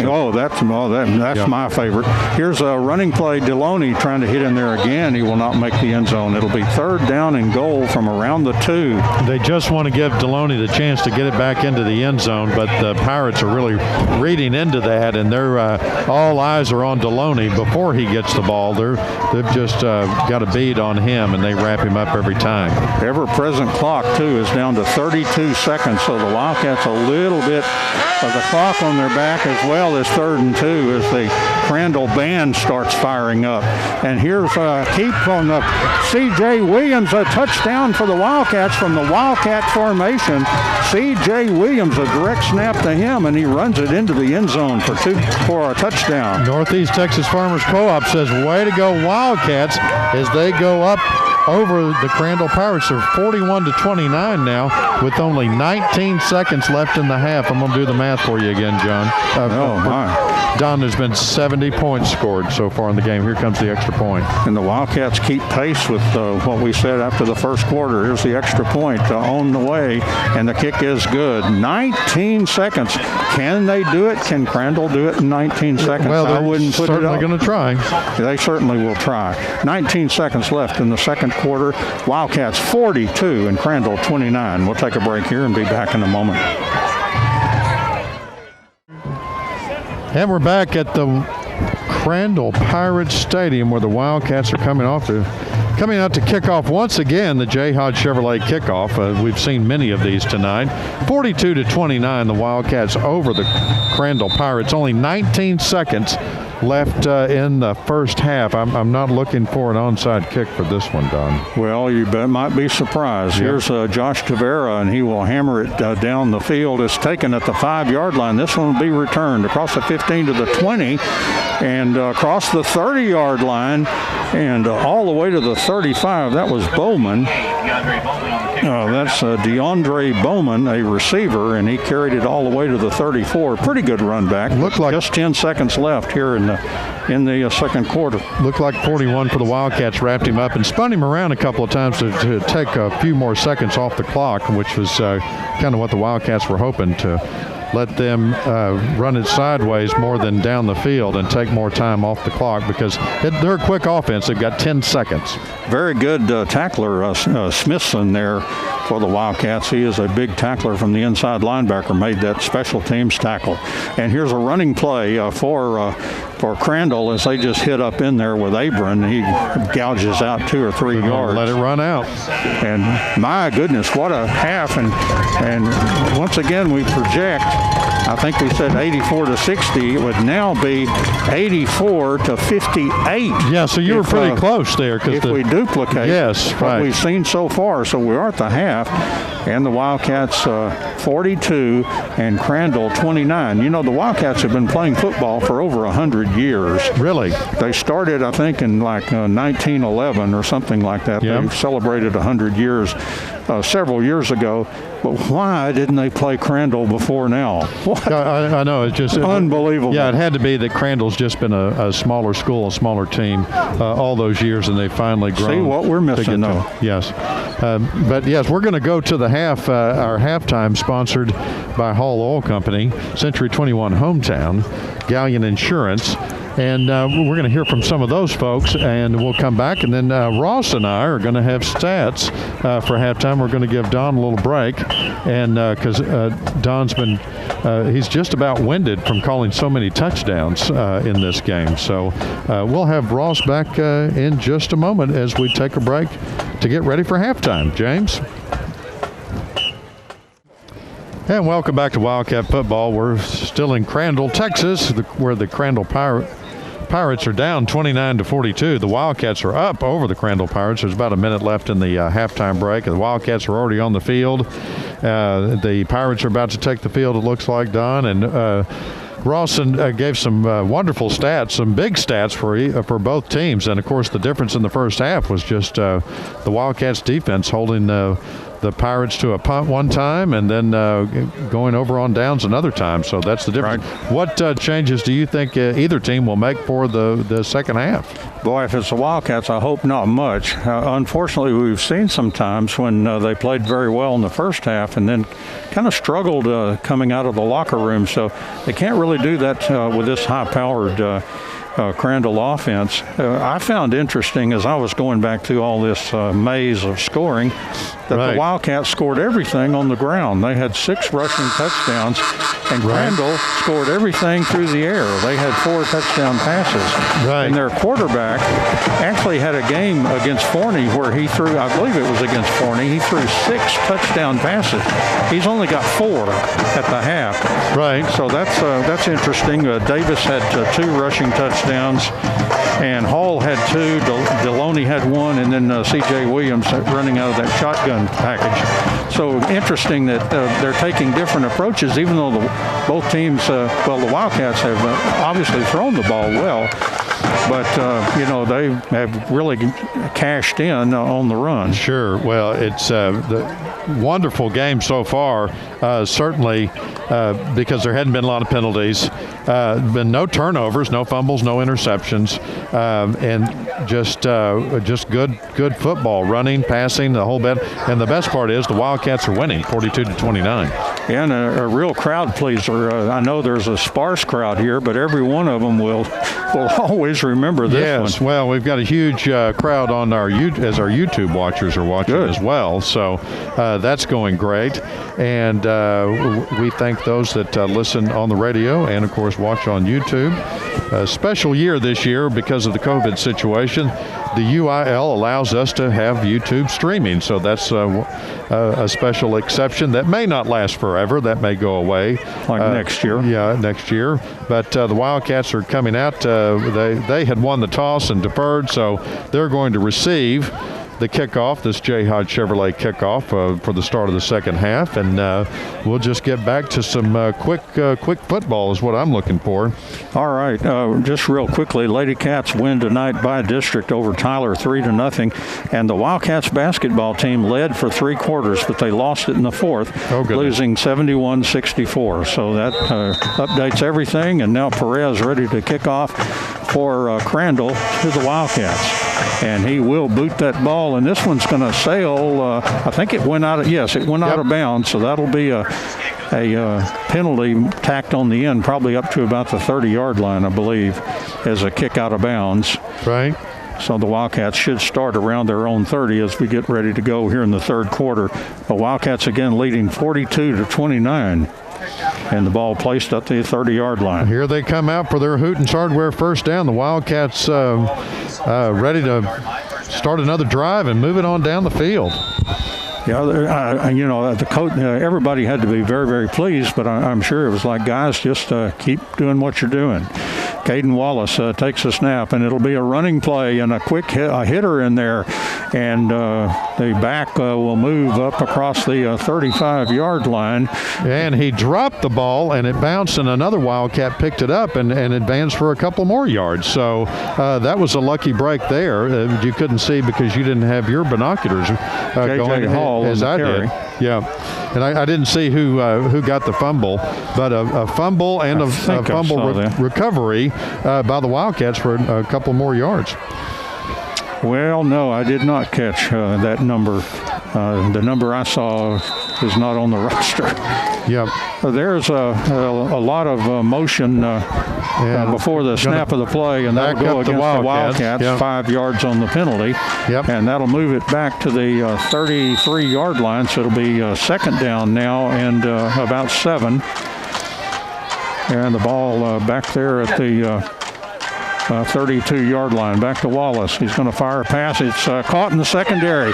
Spinning around there, has the first down and then thrown to the ground there for the Wildcats on the reception, and it's to C.J. Williams, who's had a very big ball game, as a lot of Wildcats have offensively. First down and 10 from the 46, Wildcats territory. Great job by the Wildcats. Another Hooten's Hardware first down coming up. Caden Wallace from the shotgun will take the snap, and it's a running play again. And coming around with the ball and running is Deloney. He's going to run all the way for a touchdown. A long touchdown run by Douglas Deloney. And Northeast Texas Farmers Co-op says, way to go Wildcats, as it took them only a minute and 8 seconds on that drive, Don, to get into the end zone. Douglas Deloney turned on the afterburners there and outran the defenders for the Pirates to put 6 more points on the board. 48-29, waiting for the extra point. Probably about 58 yards. I didn't catch the exact line of scrimmage on the beginning of that play. The kick on the way, and the kick is good by Tavera. 10:52 left here in the third quarter, and we're back to our old ways here. The Wildcats have now jumped out to a 20-point lead, 49-29. Let's take a break. Back in a moment. Welcome back to Wildcat football, where the Wildcats are up 49-29 over the Crandall Pirates. Only a minute and 8 seconds have expired off of the second half clock, so 10:52 left in the third quarter. A very quick drive, Don, and Douglas Deloney got redemption there because they kept him out of the end zone on the last drive before the half, but he made it that time. That's his second score tonight. All 3 of the running backs for the Wildcats have 2 touchdowns tonight. Here's a kickoff, and this one's going to land on about the goal line and head to the back of the end zone. It'll be a touchback, and Crandall first down and 10 from their own 25-yard line. The Wildcats, by the way, went 70 yards, and most of it that long Deloney run, and something looked very weird on that play. It was like Crandall couldn't really find him. He just kind of burst through there. He was going to go up the middle, and then he saw traffic up the middle. He just went around the outside, and they missed it. And now Crandall from the shotgun, and Gordon West, their fine young quarterback, fakes, fires a pass. It's caught by Moffitt, and he's in the secondary and finally dragged down at the 46-yard line in Crandall territory. Number 26 on the tackle for the Wildcats. That's Robbie Hanks. Robbie Hanks had kind of an open field tackle there, so they wrapped him up. So first down and 10 from the 46. And here's a running play by Abram. And Abram is into the secondary, and he's very close to the first down. He's going to be short about 2 yards. But wait a minute, they appear to be bringing this back. And with a hold. Yep, against the Pirates. That's good news for the Wildcats. Abram's very small running back, looks like. I don't have his stats in front of me, but very quick and really powers through and shakes off some of those tackles. And like so many of these offensive stars, he's a sophomore. He's a youngster. Wow, we'll see. Junior quarterback, sophomore running back, Sammy O that we've talked about. That guy, a young bunch. And here's a fake, and now Gordon West passes, finds Abram across the 45 to the 50, and he bowls over a player and moves for the first down. The Wildcats were tackling him but pushing him forward, and he's got the first down all the way around the 40 in Wildcats territory. Number 6 on the reception for the Pirates there, Don. And so here we go. And there's a fake, and Gordon West, his pass is tipped, incomplete. Boy, there was a Wildcat very close to it. Meskimen there. Yes, he was all over that. He thought maybe it was a fumble when it bounced, and he was ready to take off, but they blew the whistle, and here comes second down. Second down and 10 from the 39-yard line for the Crandall Pirates. It's back to Gordon West. He hands off Abram, sweeping to the left into the secondary, and just gaining a lot of yards. He'll be very close to the first down marker. In fact, they're going to move the chain. So first and 10 for Crandall as they are inside the 20-yard line, down around the 18 or so. And Gordon West fakes. He's looking down the field, fires a pass. It's complete. I think Sammy O got that one. Sammy Omasagi. And another first down. It looks like they're moving the sticks. That was Sammy O. And another first down for Crandall. And now a timeout is taken by the Wildcats. 9:36 left here in the third quarter. Wildcats leading 49-29. Crandall threatening. Back in a moment. Welcome back to the Crandall Pirates Stadium in Crandall, Texas, where the Wildcats are up over the Crandall Pirates 49-29, a 20-point spread as the Pirates are moving down the field. And the Wildcats called that timeout wisely, Don, because the Pirates were getting up and snapping the ball so fast that they just couldn't get the defensive plays in. And that ball inside the 20-yard line there on this first down and 10 for the Pirates. Gordon West will keep the ball. He's looks to be in trouble, and he's going to be ganged up, and almost no gain on the play. It'll be second down and about 10, still down around that 18-yard line. As 9:22 left here in the third quarter. Wildcats up by 20. And back to Gordon West. He fires a pass toward the end zone. Incomplete. And knocked loose. Good defense there for the Wildcats. Yeah, number 23 for the Wildcats. Good defensive coverage there. That's Eaton, isn't it? I believe it is. So a good play by him. Third down and 10. And now Gordon West from the shotgun takes a snap and a handoff. And here's Abram ripping to the right. A big gain, and he heads inside the 10-yard line. And it's going to be a little bit short for the first down. It's going to be third and, well, actually. No, they're going to call it a first down. They're trying to move the sticks. First down play for Crandall, and here's a run toward the end zone, and Abram down near the goal line. Touchdown for Crandall. About a 9-yard TD run, I believe. Hard to spot that ball in all that maze down there. It is, and the other problem is, Don, that the Crandall offense gets up to the ball and snaps it before they can move the chains. They don't even have the chains moved yet, and they're up there snapping the ball. The officials, I think they caught the officials off guard that time. If it's a first down, they need to wait on those chains, but otherwise they can go as fast as they want to.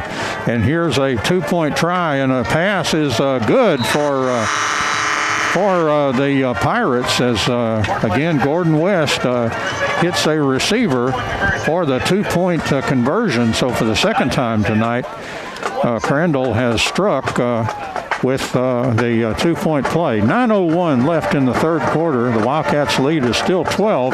Wildcats 49 and Crandall 37. And we'll take a break and we'll be back in a moment. And the Wildcats come out to receive the J. Hodge Chevrolet kickoff. Don, the huge score, 49-37. The Wildcats over the Pirates. 9:01 left in the third quarter. It took them a lot longer to get down there and score for the Pirates that time. Yeah, all of a minute and 51 seconds. Exactly. It's twice as much as the average score here. We'll have to calculate the average score. Oh, my gosh. Yep. Quickly is what the answer would be. Here's Brandon Perez and his kickoff, and he hammers it down the field. It's going to land and go into the end zone. A touchback for the Wildcats. So they'll have first down and 10 at their own 25-yard line. We've seen a lot of kickoffs, and we've seen very few returns. A lot of them going into the end zone. That one at the beginning of the half went out of bounds. I'm going to say that we've only had maybe one or two attempted to be returned. I'm not going to hold you on that stat. Yeah, there have been some interesting ones. Some really nice returns that we've seen, but like you say, most of them have been into the end zone touchback. Here's Caden Wallace passing on first down. Fires the ball, has a receiver open. The ball is caught into the secondary, to the 50, to the 40, and he's going to go all the way for a touchdown for the Wildcats. And Northeast Texas Farmers Co-op says, way to go, Wildcats. C.J. Williams. As C.J. Williams converts, and that's a 75-yard pass. Yes. So what a wonderful one-play drive that I can't even, it probably only took 10 seconds. I didn't check the clock before the play ran. So they put 6 more points on the board. Well, I can tell you that was 10 seconds. 10 seconds, 55 over the Pirates, 37, and we await the extra point. Josh Tavera. The ball is down on the extra point. Puts a lot of air under that one, and the kick is good. So 8:51 left in the third quarter, and a new score now for the Wildcats of Sulphur Springs, 56 and Crandall 37. We'll take a break, and we'll be back in a moment. And we're back in Crandall, Texas, where the Wildcats had the quickest drive of the game so far. John calls it at 10 seconds, and they with connecting on that pass to C.J. Williams all the way into the end zone there for 75 yards as the Wildcats come out for the J. Hodge Chevrolet kickoff. And here's Josh Tavera, and he puts the toe into it. He kicks it, and Crandall will they muffed it in the end zone, but they're going to bring it out. Here's Sammy Omasagi, and he's getting past the 10 to the 15 to the 20, stepped out of bounds. And, oh, boy, did they give him a bunch after he stepped out of bounds. Yes, they did. And that was a valiant second effort for him. And he got right to where he would have been if he had just downed it in the end zone. To the 25. Absolutely correct. Right. But wasn't it more fun that way? Oh, absolutely, for him. Yeah, because it looked like he was going to be back there in about the 10-yard line, but made a fabulous run up to the 25. Gordon West, the quarterback for Crandall, hands off to Abron. Abron goes for a yard or two to the 27-yard line, second down and 8, and Abron is slow to get up. Yep, a great tackle by number 44. That's Ryan Carrillo. And Abron looks like they may take an injury timeout here as all the Wildcats take a knee. Abron has not gotten up for 8:28 left here in the third quarter. The Wildcats leading Crandall 56-37, and James will check in back with you and let you do some business. You're back with us in Wildcat football after that injury timeout for the Pirates. Their running back, Abron, got up under his own power and is limping off the field. I'll tell you, Chad, last week with Greenville quarterback, we were wondering what was happening. He was having cramps, and that looks like cramps to me. It looks like what that is, yeah. Yeah, I think I don't play a doctor on the radio. Thank you, Dr. Julian. And here's Gordon West with a pass incomplete, tries to sail it down the field, threw it in the direction of Luke Moffitt. Yeah, just too high of a pass there. A couple of Wildcat defenders there, but the passing game's been dangerous for the Wildcats as far as the Pirates are concerned. Third down and 8 now from the 27-yard line. And once again, the Wildcats have Crandall has 2 receivers left, one to the right for Gordon West. He's going to throw back there. Has time, sails the ball down the field. It is caught across the 35, across the 40. First down for Crandall on a big play. And once again, that Sammy Omasiga on the catch, and first down now at the 44-yard line. And here's a running play for Crandall, ripping right up the middle. A flag flies on the play. That's going to be against the Wildcats. Too many men on the field as the Pirates got to snap the ball before one of the players got off of the field for the Wildcats. Markel Robinson on the carry, but that play's going to come back here. The officials... 2 fouls. It's going to be offsetting then. Yeah, offsetting penalties. So it'll be back to 1st and 10 then, like the play never happened back at the 40. No harm, 2 fouls. 43-yard line, 1st down and 10 for Crandall. And so the Pirates trailing 56-37, 7:18 left in the third quarter. But they have the 1st and 10. And when you've got the ball, you've got everything in this one. Both offenses know what to do tonight. And here's a fake. And Gordon West fires a pass, and it is caught. And it's going to be across the 50.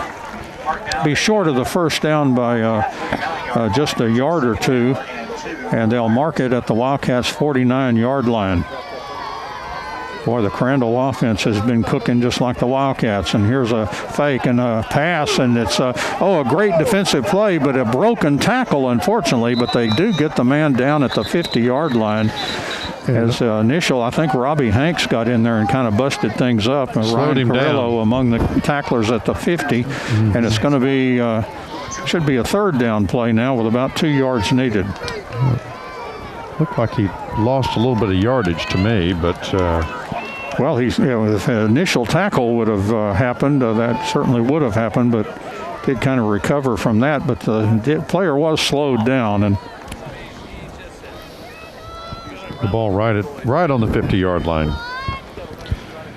And it is 3rd down, even though the guy on the sidelines hadn't caught up yet. Yeah, usually when we say 2nd down, then he changes it on us. Yeah. But, well, let's see. We do have a penalty here. Mm-hmm. Maybe. It looked like a chop block or something. That's like a major penalty. And 15 yards on a chop block. Back to the 36-yard line. And now they will replay the down. It'll be 2nd down. And they need, I would say, in the vicinity of about 18 to 20 yards or something.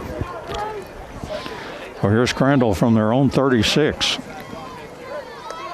And Gordon West will try a running play right up the middle, and a big running play for Crandall. A run for the 1st down, made 20 yards to the 45-yard line. Again, that was Markel Robinson. 21, yeah. And he was listed as an alternate running back for Abram. That's what he's doing right now. 1st down and 10 for Crandall. Gordon West fires a pass. It's caught in the secondary. Big time hit there. Yes. But Sammy Omasagi hung on at the 35-yard line. It's 2nd and 1. Number 18 for the Wildcats popped him. Devon Franklin, big linebacker. And now back to Gordon West. He's going to fire the pass. He looks well down the field. Incomplete. He tried to get it in there to Luke Moffitt, but just couldn't hook up on that one. That's one of the worst passes he's thrown tonight. He's been so on target. Yep. And so 3rd and short for the Pirates. Yeah, they went for the 2nd and 1, so they knew they could come back on 3rd, just needing 1 yard here. And Gordon West, the quarterback, takes the snap, and he wants to keep. And he will run for the first down, gets inside the 35. First down and 10 for the Crandall Pirates.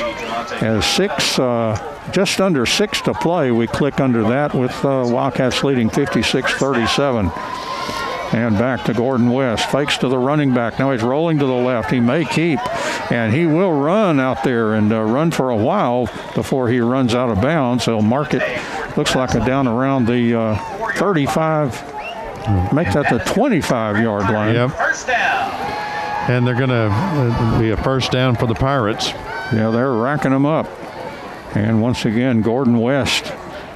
Wildcats have had to play a lot of downs tonight, and here's a running play, Markel Robinson, and he's sweeping toward the end zone, and he's all the way inside the 5, down to around the 1 or 2 yard line on a long run by Crandall. Down to the 4-yard line. And Robinson rolling just like Abram was rolling before he went out.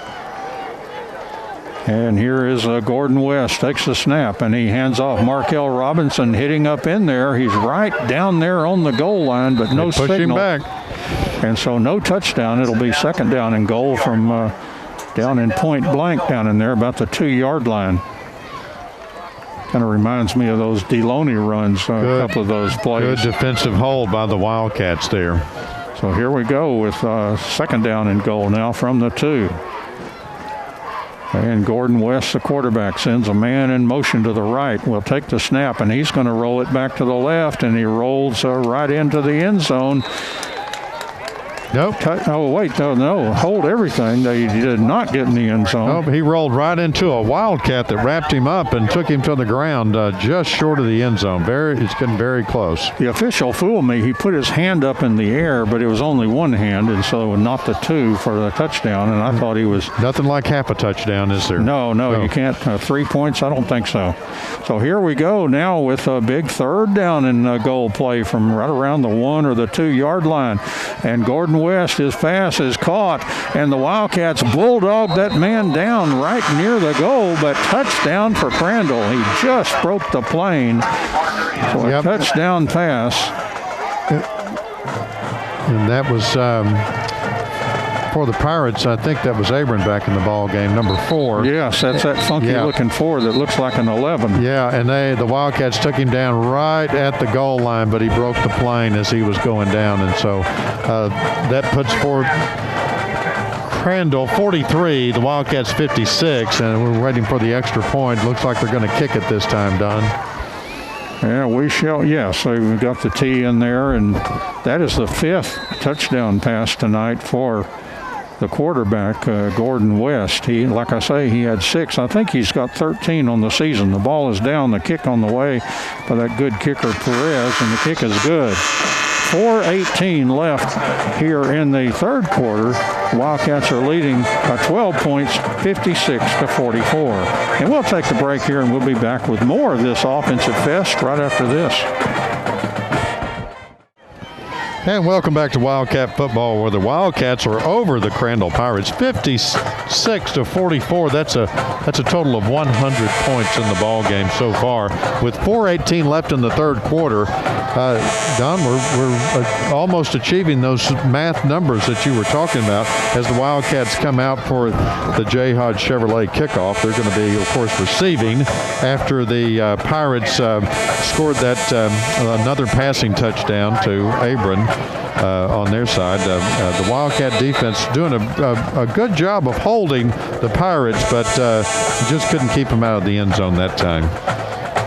Yeah, we mentioned the point accumulation. There's still 4:18 to play, so we can probably get 3 or 4 more scores in on that. And here's an onside kick by Crandall, but it's going to go all the way through players and then go out of bounds. So it'll be a kick out of bounds. The Wildcats very fortunate that Crandall could not recover that, as it kind of danced through a lot of the players, and then when it was kicked very hard and went out of bounds. So. And I felt it. I could see they were lined up for that. They were all really close there, but I just didn't get a chance to say it, so I don't get credit for feeling it that time.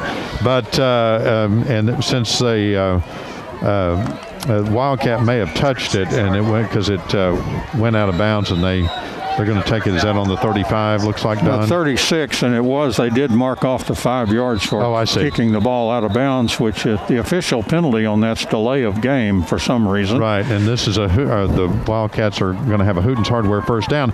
After this, we take a break for this timeout, it looks like. 4:18 left in the third quarter. Wildcats 56 and Crandall 44. Back in a moment. Welcome back to Wildcat football. The Wildcats are up 56-44. They're coming out for the Hooten's Hardware first down on this drive for the Wildcats. Don. Yeah, they can't stop. Crandall is pouring it on. The Wildcats need to keep pouring it on. They're up 56-44. Caden Wallace back in the shotgun will take the snap, and it will be a running play, and a good running play for the Wildcats up to around the 43-yard line. That's just 3 yards short of the first down. Deloney again. And Deloney, they really have spread the load tonight between the 3 running backs quite well. And good run, 2nd down and 3 now for the Wildcats as they move it up almost to the 45-yard line. Wallace to pass. It's a screen caught by C.J. Williams, and he's in the 50, and C.J. to the 40, and all the way to the 35-yard line. By the way, we've got the C.J. Williams fan club down below us. They've all got those number 5s on, and they're enjoying C.J. tonight. A fantastic catch at a runs and some second effort to get some more yardage, and that pushes the Wildcats into Pirate territory for the Hooten's Hardware first down. It's at the 35 in Crandall territory, and C.J. having a career night tonight. His numbers are going to be huge. And there's a fake, and now Wallace being pressured and threw a pass incomplete as he threw toward C.J. Williams, but he may have kind of just grounded that in front of him because he was well covered, and he didn't want to throw into the coverage. So 2nd down and 10, you live to fight another day when you do that and don't try to force that ball in there. So 2nd down and 10, the ball at the 35-yard line for the Wildcats. Matthew Mitchell in as a receiver. Matthew Sherman in as on the far side as a receiver. And of course, C.J. Williams, who you just called on that pass. And Caden Wallace will take the snap, and he hands off Deloney, sweeping to the right across the 35 to the 30, the 25, the 20. A flag flies as he heads inside the 10-yard line. Oh, my goodness, that flag went about 20 yards. That was... it's a hold. Yeah, that's going to be the longest flag of the night, I'm sure. Yeah, you just when you saw that flag, you just feared the worst, and sure enough, the preliminary signal. That official's real good with those preliminary signals. He really lets you know. And here's the 10-yard mark off. And it's going to mark past the original line of scrimmage and +1. So it's going to be 2nd and 11. Not as bad as it could have been, but from the 36-yard line. Certainly negating that big, long run by Deloney, which was fantastic. Certainly did. 2 receivers left, one to the right for Caden Wallace. Will take the snap. Fires a pass, and it is caught by the B-back for the Wildcats down to the 21-yard line. And that was made... Oh, gosh, I'm drawing a blank on him. Number 46. Yes, Carson Fenton, of course. Yes. Down to the 21-yard line. That brings up a Hooten's Hardware first down for the Wildcats. A wonderful reception, a great job holding on to the ball because he got hammered on that play. Yeah, good job by the B-backs tonight, Coach Jeter. And here's Wallace to throw. He fires an out, and it's caught by Matthew Mitchell, and he falls down to the ground at the 14. It's a good gain on the play. It'll be 2nd down and about 3. It looked like he kind of bobbled the ball a little bit there, and then slipped and and he wrapped the ball up and took it to the ground to complete the reception. Yeah, got 7 yards, so a nice play. And when you are unsure about that, you don't want to fumble or anything. And here's a running play for the Wildcats. Deloney will score for the Wildcats. Into the end zone by Deloney on a run of about 13 yards. And Northeast Texas Farmers Co-op says, way to go Wildcats, as Douglas Deloney goes into the end zone again untouched to put 6 points on the board for the Wildcats. It's 62-44 as we await the extra point try. Yeah, the eye-popping numbers. I think that's 3 touchdown runs for Deloney now as the Wildcats go across 62 points. The extra point is up, and the kick is good. 2:16 left here in the third quarter. The Wildcats 63 and Crandall 44. We'll take a break, back in a moment. Welcome back to Wildcat football, where the Wildcats are up 63-44 with 2:15 left in the third quarter. Another great drive by the Wildcats. Douglas Deloney going into the end zone untouched, and the Wildcats are coming out to kick off that J. Hodge Chevrolet kickoff. J. Hodge Chevrolet, we're getting a lot of mentions tonight. A lot of kickoffs.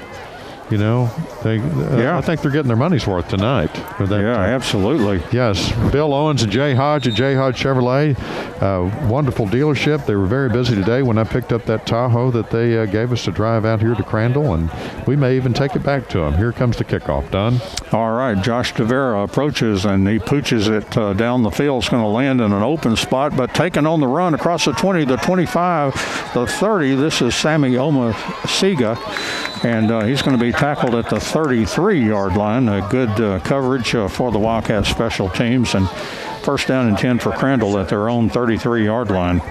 So kind of average field position for them as it's been the past few times, and they do a great job of moving the ball, and they're coming up quickly to snap the ball like they always do, Don. Good coverage, because Sammy O getting the ball on the run like that would put the fear into you a little bit, but they did a good job of covering him up. First down and 10 from the 33-yard line. Gordon West passes to Sammy O. He makes the catch and then moves down to the 39-yard line. That's a gain of about 6 on the play, so it'll be a second down and 4 for Crandall at their own 39.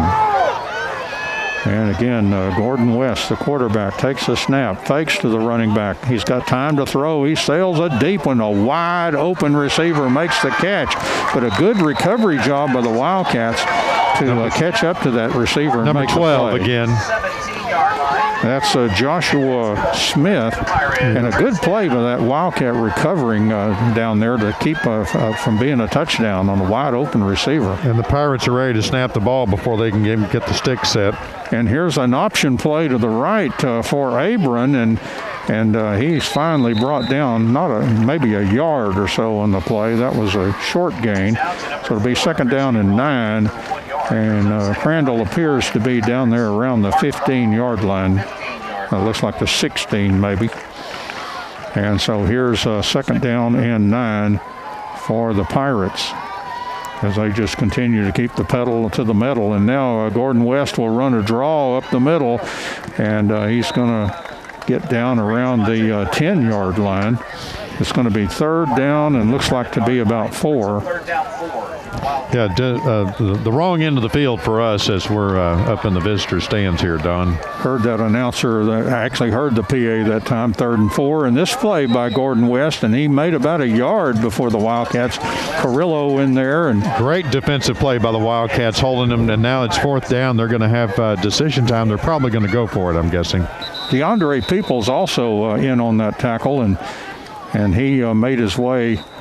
Anyway, there's an injury timeout, and the Wildcats will take the injury timeout, and we'll be back in a moment.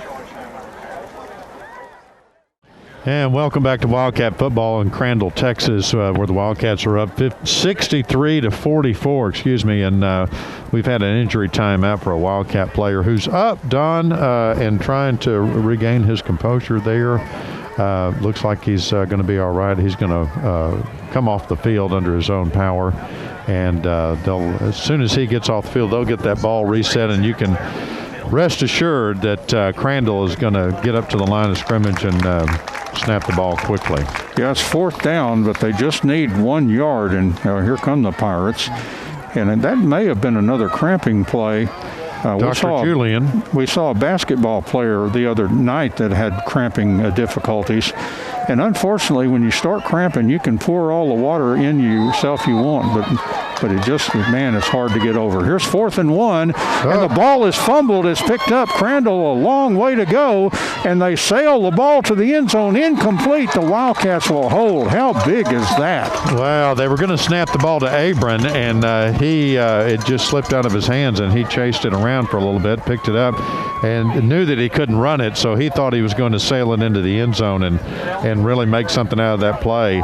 And what he made was a over on downs incompletions. Well, the officials, yes, they say first down after that play. It may have been a penalty in there too. But, yeah, I was worried about that. But it must have been against the Pirates and was declined. So the Wildcats are going to have their Hooten's Hardware first down deep in their own territory. Yeah, it's right around the 10 where the Wildcats will take over. And that, in Chad's vernacular, would be bad field position. Well, it's not. It's the worst they've had tonight, but they've made it all the way down from the 15. A couple of them. Well, I'm just glad they held. And here's a running play to start. The Wildcats hit it right up in there, and I bet those big offensive linemen are really enjoying leaning on those Crandall defenders. Deloney in for the play. Looks like he got about 6 yards there, Don, if my binoculars are not lying to me at this Second distance. down and 4. That is correct. That is correct. About the 16-yard line. Or right at the 15, I guess. So that's the end of the third quarter. That is the end of the third quarter, and we've played 3. And let's see, Chad, if I can project, that'd be 84. And I think 84 has been, I think they've scored 21 points in every quarter. We should have bet on this. After 3, the Wildcats leading Crandall 63-44. Let's take a break. We'll come back with an extremely thrilling finish to this one. Fourth quarter still to come right after this break. And welcome back to Wildcat football, where it's I started to say it's Wildcat track and field, because it seems like a track meet with so much scoring going on either side. 63-44 at the start of the fourth quarter. Don? Yeah, the ball's on the 15, but actually, instead we were saying the 10-yard line, it was more like the 9. So it's now that they're down on this end of the field where we can see tell everybody. That stuff. Yeah, it's second down and 4. And Wallace from the shotgun will take the snap, and he will hand off Deloney. Deloney hitting up in there and leaning on people, picked up a couple of yards. He's going to be about a yard or 2 short. Let's call it 2, third down and 2. Another wonderful second and third effort by Deloney to get a few more yards out of that and get a little bit better field position for the Wildcats on this third down. Third and 2 from the 17 where they are. So this is a key play. The Wildcats would like to hang on to the football and burn up a little bit more of this clock with that 19-point lead. Wallace now on this big 3rd and 2 play takes the snap, and he hands off, and the run is going to be good for the first down. Again, Deloney hitting up in there up to the 19. That should be good. And let's move the chains. I'm going to give Deloney all the credit. When he runs, he has a great eye there to see what his defense is facing him is doing, and he just runs around them. And of course, he's following good blocking, too, on the offense. He's been limited on offense because he's been a pretty valuable defensive player, but tonight they're using him a lot more on offense. Back to Wallace. Wallace back in the pocket, but they blow the play dead, and there's an illegal procedure penalty on the Wildcats that'll mark them back 5. It'll be first down and 15. The ball at the 14-yard line. I didn't see any movement there, but then again, those guys in the black and white are much closer. Least little flinch. Yes. Sometime that can do you in. So the Wildcats now first down and 15 from the 14-yard line. Caden Wallace back in the shotgun and takes the snap and fakes, and now running back there, running for his life. He's going to keep across the 15 to the 20, the 25, and he got decked out of bounds, and that'll be a 15-yard penalty on the hit out of bounds. And Coach Metter, the quarterback coach, came down and patted his quarterback on the back side there for taking that big hit. And not only did he make a second effort there to get the first down, running all the way around, but then he took the hit right there before he went out of bounds and drew the foul for 15. And so that's going to put the Wildcats almost to midfield. Don, this 48-yard line, first down and 10, their own territory. This Hooten's Hardware first down. Oh, go ahead. Yeah, no, just the Hooten's Hardware first down. It's right at midfield there. It's great. Yeah, and once again, that shows how deceptively fast Wallace is as a track athlete. And here's a pass, and he completes it out for the Wildcats. I believe that was Reed Williams. Yes, that was Reed Williams with the catch, and looked like he got about 4. It'll be 2nd down and 6 for the Wildcats.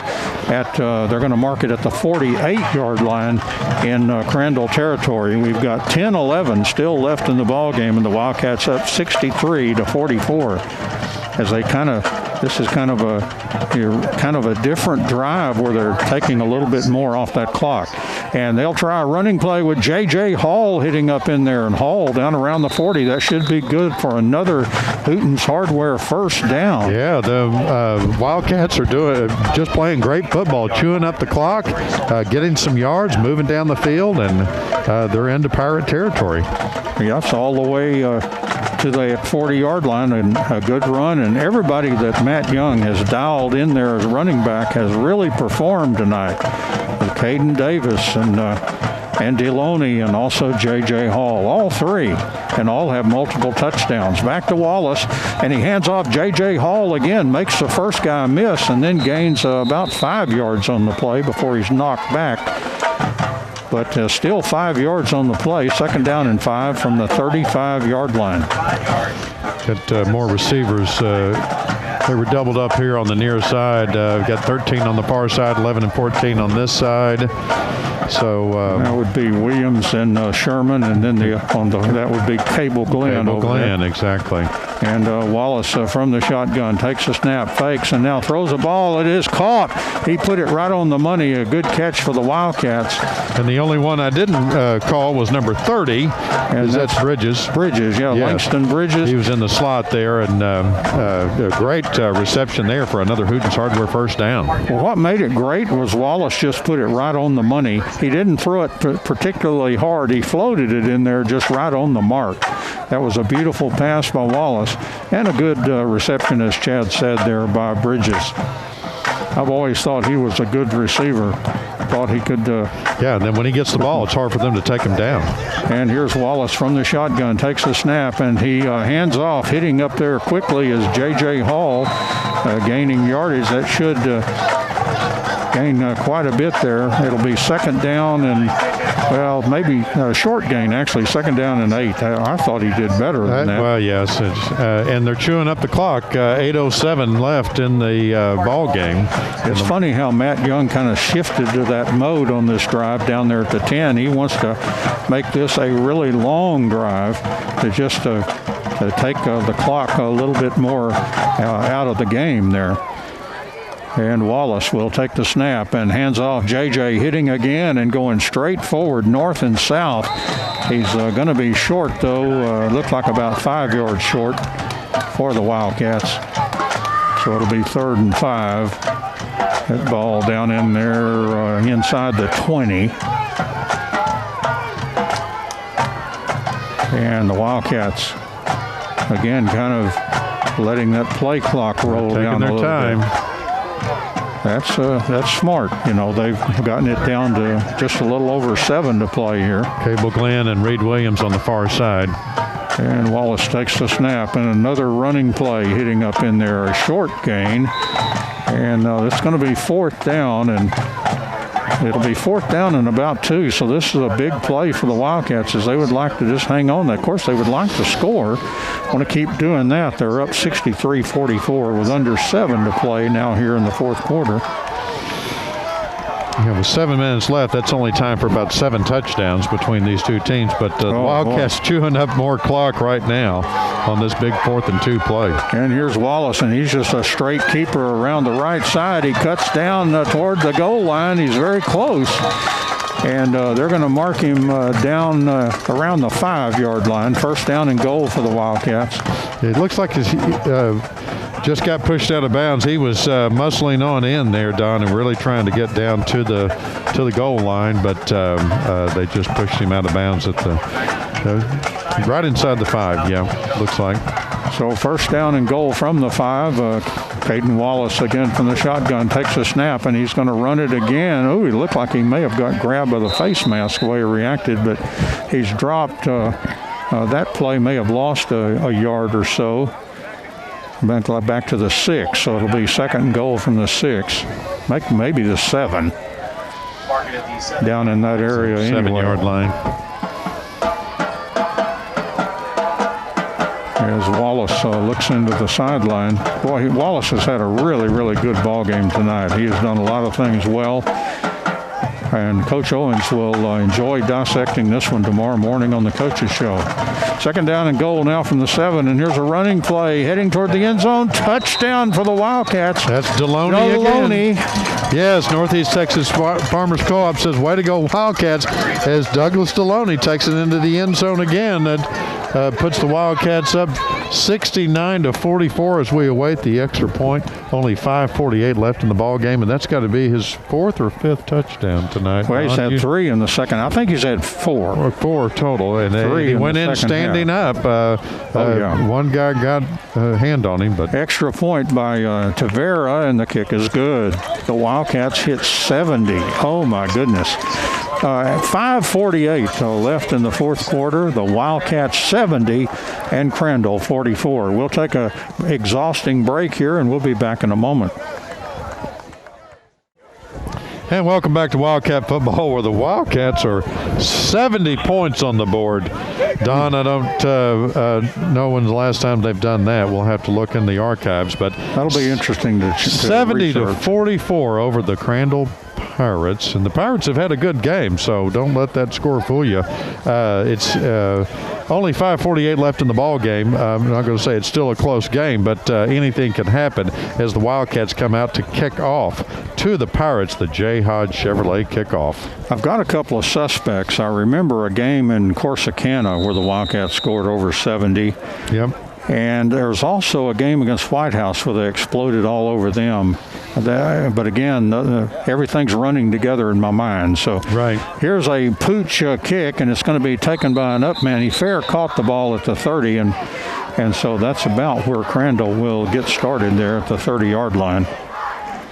He kind of a strange fair catch there. There wasn't anybody bearing down on him, but I guess he figured that he wanted to just take it right there. The interesting thing is if you do that inside the 30, you get it out to the 30, but if you do it at the 30, you get it at the 30. Right, yeah. So, but it was an up man, and he may not be that sure of himself running the ball. You don't want to run and fumble. Right. A guy that's not used to carrying the ball. And now here's Gordon West, the quarterback for Crandall. He fakes. He's back to pass. He's looking to throw. He's back there and sails the ball down the field. Intercepted by the Wildcats. Awesome. And here we go with Dominique Sims. And Sims returning the ball, and he's out of bounds at about inside the 30 as Dominique Sims with the Wildcats' 2nd interception of the year.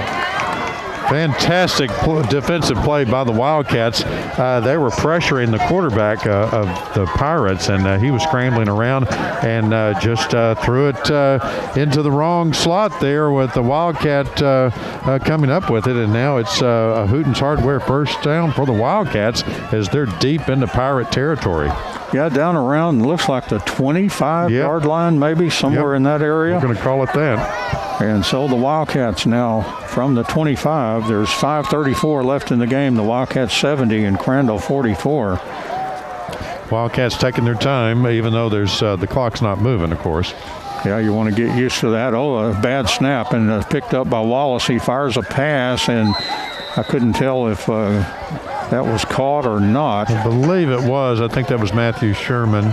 It may have been Reed Williams. No, it was actually Cable Glenn. Cable Glenn. I believe so we got them all named here. Yeah, 13 there. And okay. So it's actually, and before a loss of a couple of yards. Yeah, an incomplete pass would have made it back to the line of scrimmage. But you never encourage a kid, though, to not catch the ball if he wants to. Sure. And he may not have exactly known where he was on the field. So first down and 12.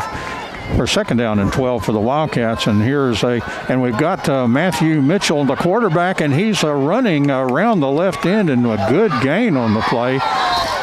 And now we have fisticuffs. Oh, we've got a brawl here. And there's a coach on the bottom of the pile. Well, yeah, he's flying everywhere. He's in there trying to keep everybody apart. Oh, I don't know why that this had to. And boy, there's some fists being thrown.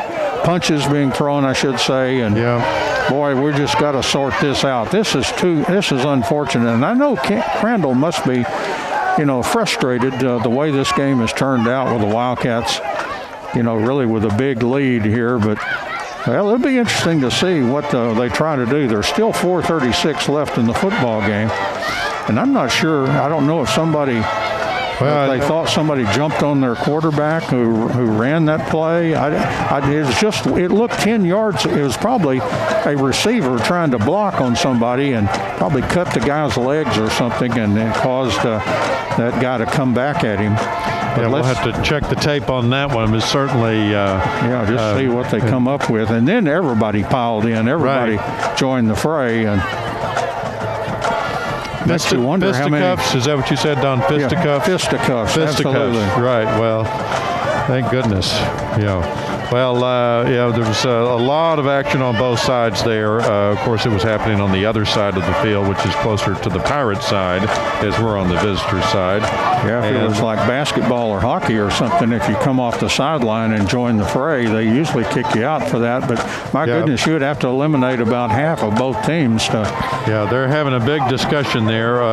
There's flags everywhere, flags and hats off of the officials, and the officials are having a big discussion over who's going to go. Yeah, and what this is maybe we'll get to hear when they come out. We'll try to. What they'll say is, "What did you see?" Yes. Who did you see? Right.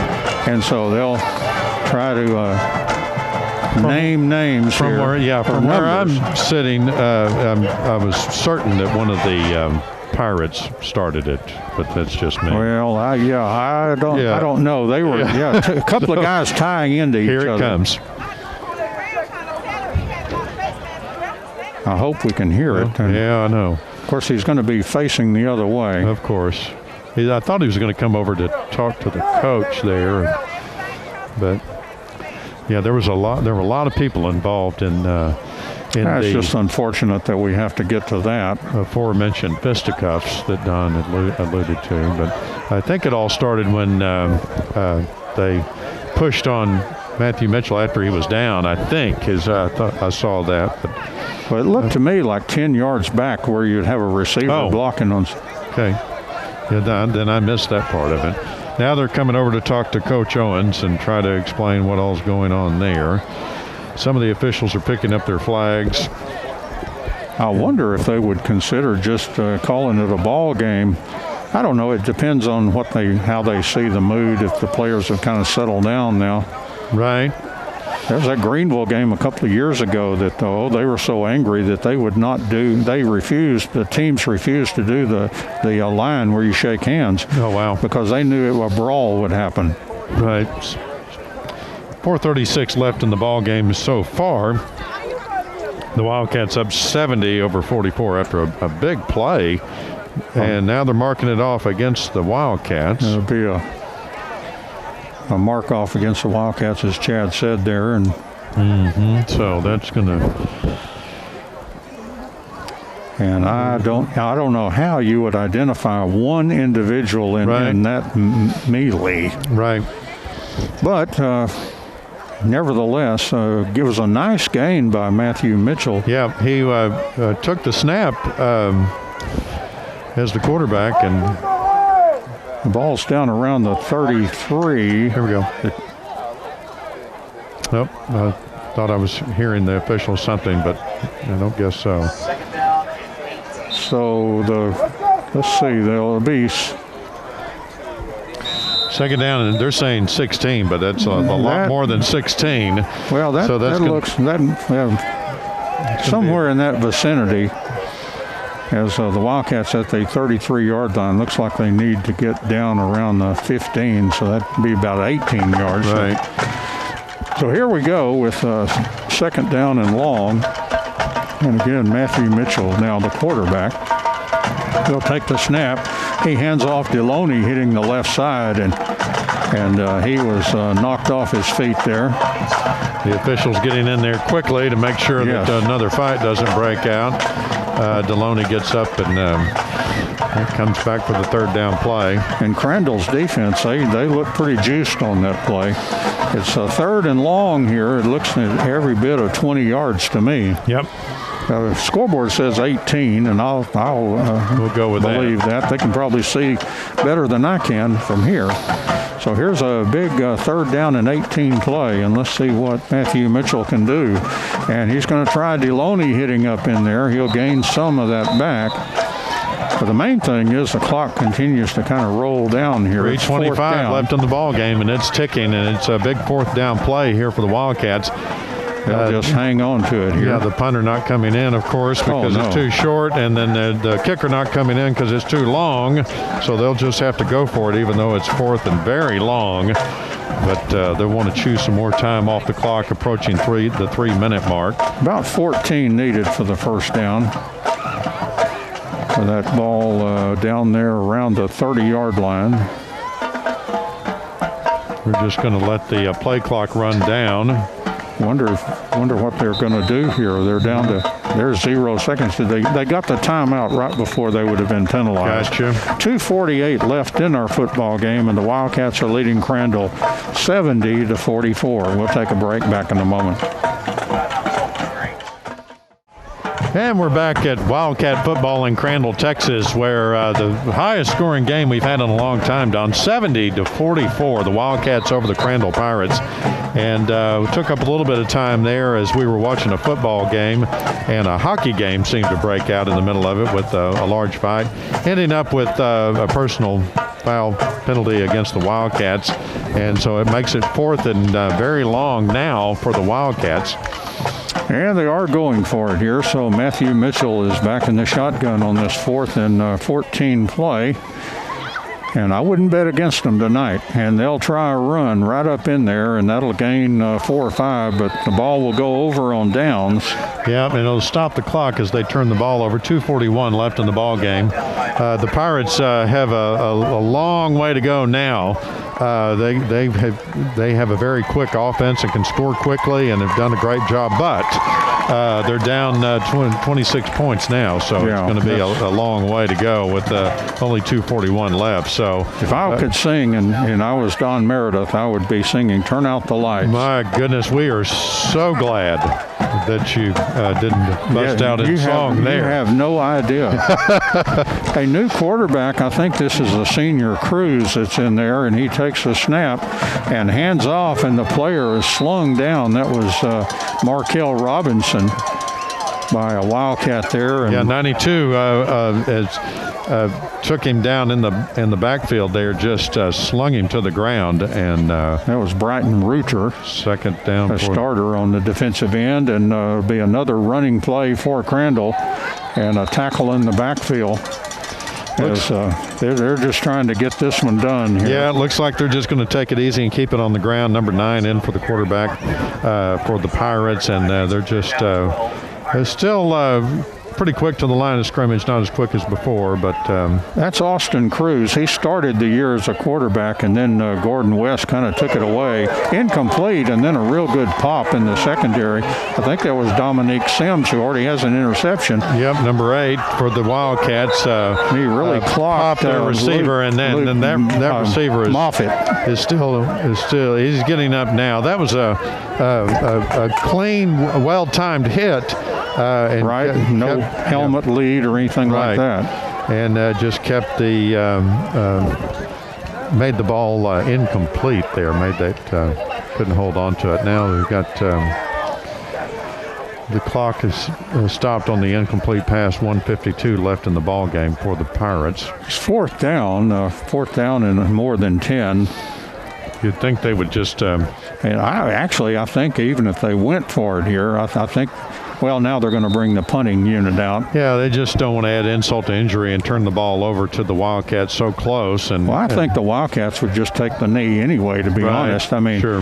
Yeah, if you didn't, then you would be guilty of running up the score and be something that a young coach like Kyle Harden would probably not forget.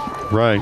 And none of these folks in Crandall would forget a high snap over the punter's head, and he goes back, and he's going to he finally ran out the back of the end zone. A safety by the Wildcats.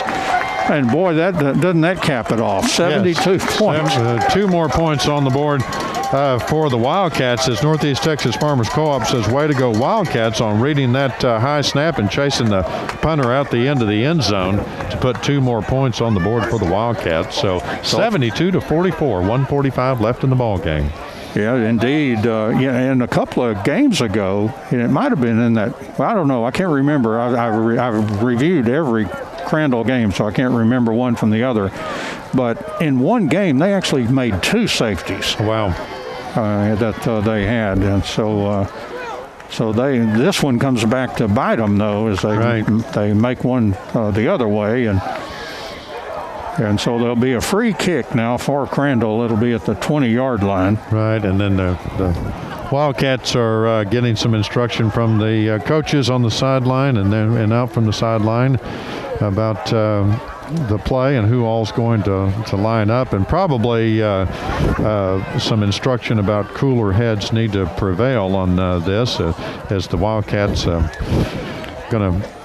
Well, it's interesting for the Wildcats. Coach Owens is actually one of the primary coaches on kickoffs and on kicks. Right.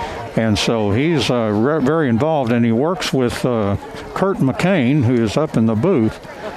And so they coordinate, but Coach Owens actually does this stuff down on the field, and so he was out there, to try to tell them what to do on this free kick from the 20. The Wildcats have a couple of guys standing on the 30-yard line. One of them is Matthew Mitchell. Yeah, and the other one over there is our number 8 again. Dominique Sims. He's had a great game. Yeah, Dominique has had a good ball game. So not much time left, but so many different plays that would have qualified for the Sulphur Springs Dodge play of the game, and you're probably going to go with the spinning. I will go with the spinner, and here's a kick. It was punted, and Matthew Mitchell is going to chase it back and pick it up at the 22-yard line, and he's still running around back there and got tackled at the 16. And so that's where the Wildcats will start with 139. And I would say you take a knee or two and let's get out of here. Sure. The Wildcats have played a fantastic game, offense and defense. And the long run for Deloney would have been my pick for the play of the game, but I'll default for you because it showed a lot of maturity for Caden Davis to keep running and keep powering through on that play and spinning and gained a lot of extra yardage. I'm not sure what the total yardage was on his play, but let's face it, there's about 40 nominees, in this game like here. Yes. It was just such a beautiful play, the way he spun and got free, and kind of it didn't look like it was going to develop into much. Now there's a penalty. Yes. Against looks like it's a 15-yard one. Past the 30-yard line to the 31, and I'll tell you, you see the man deep back there. This is the knee play. This is a victory formation, and that guy's there in case the ball squirts around back there. He can fall on it. Yep. And so this, they let Caden Wallace come back in there to do the honors on my favorite play, because when you're doing this, you're winning. And he takes the snap. He didn't get much pressure from Crandall, but he took the knee, and the clock rolls there, and they'll have to do that at least one more time.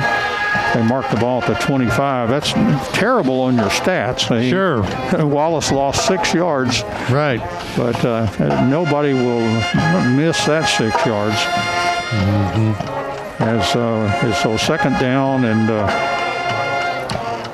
somebody instructed the down guy, hey.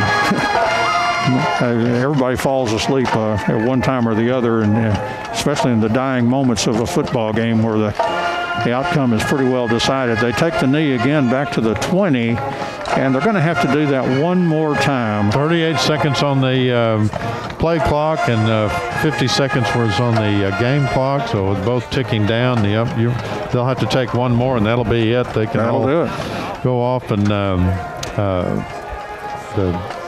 we'll do on the coaches show. I'll try to come up with the last time the Wildcats scored a 72. There's another knee play, and now Wallace will just take possession of the football, and he runs over there and shakes the hand again of Mike Metter, and handshakes all around on the Wildcat side. Coach G passing out the handshakes, and Matt Young, same way. Matt kind of a fist bump there, and fist pump, I should say. And what a ball game by the Wildcats, as there's still a few seconds clicking off the clock, and that's going to do it right there as we hit I would say 000, but this case just 0. The Wildcats win this one over Crandall at Pirate Stadium, a place they will never forget. The Wildcats win this one 72-44. They go 2-4 for the season. They become the next best option if something should happen, God forbid, again we say, to one of the 4 playoff teams, but and they still have one football game to play. They'll be playing a coachless Forney team that, unfortunately, their head coach is a very nice fellow, but he resigned yesterday. Oh, goodness. And so they've got an acting coach that I'll have to talk to in a couple of weeks. But the Wildcats will close the season against Forney. It'll be over there at the Forney Stadium. And, of course, you can hear that on KSST or watch it on our YouTube streaming channel. That'll be 2 weeks. We get a week off and then go over there. Boss is going to give us off next week. Right, yeah, so you can have Thursday off as well. That's going to do it for us. This is a great, well-played ball game on both sides of the ball for the Wildcats, offense and defense. Of course, one of the highest scoring games that we can remember, and Don's going to check the stats on that. 116 points scored in this ball game as the Wildcats defeat the Crandall Pirates. That's going to do it for us. You can watch this game on Channel 18 after Doug Hastings gets finished editing that. We thank Ross Lebinsky for being here and keeping up with our stats, which was probably the most difficult job that anybody had today. And, of course, Don Julian on play-by-play, Dr. Don Julian on play-by-play with his diagnoses. Don't check those credentials too carefully. Right, diagnoses of all the cramps that the players had. And, of course, I'm Chad Young on your color commentary or whatever else. That's going to do it for us. James Terry's back in the studio. We couldn't have done it without him. And so we thank you, and we'll send it back to you, James. That's going to do it for us here in Crandall, Texas. Thank you, guys. You've been listening to Wildcat Football on KSST, 1230 AM in Sulphur Springs, Texas. We'll join the post-game show after these messages.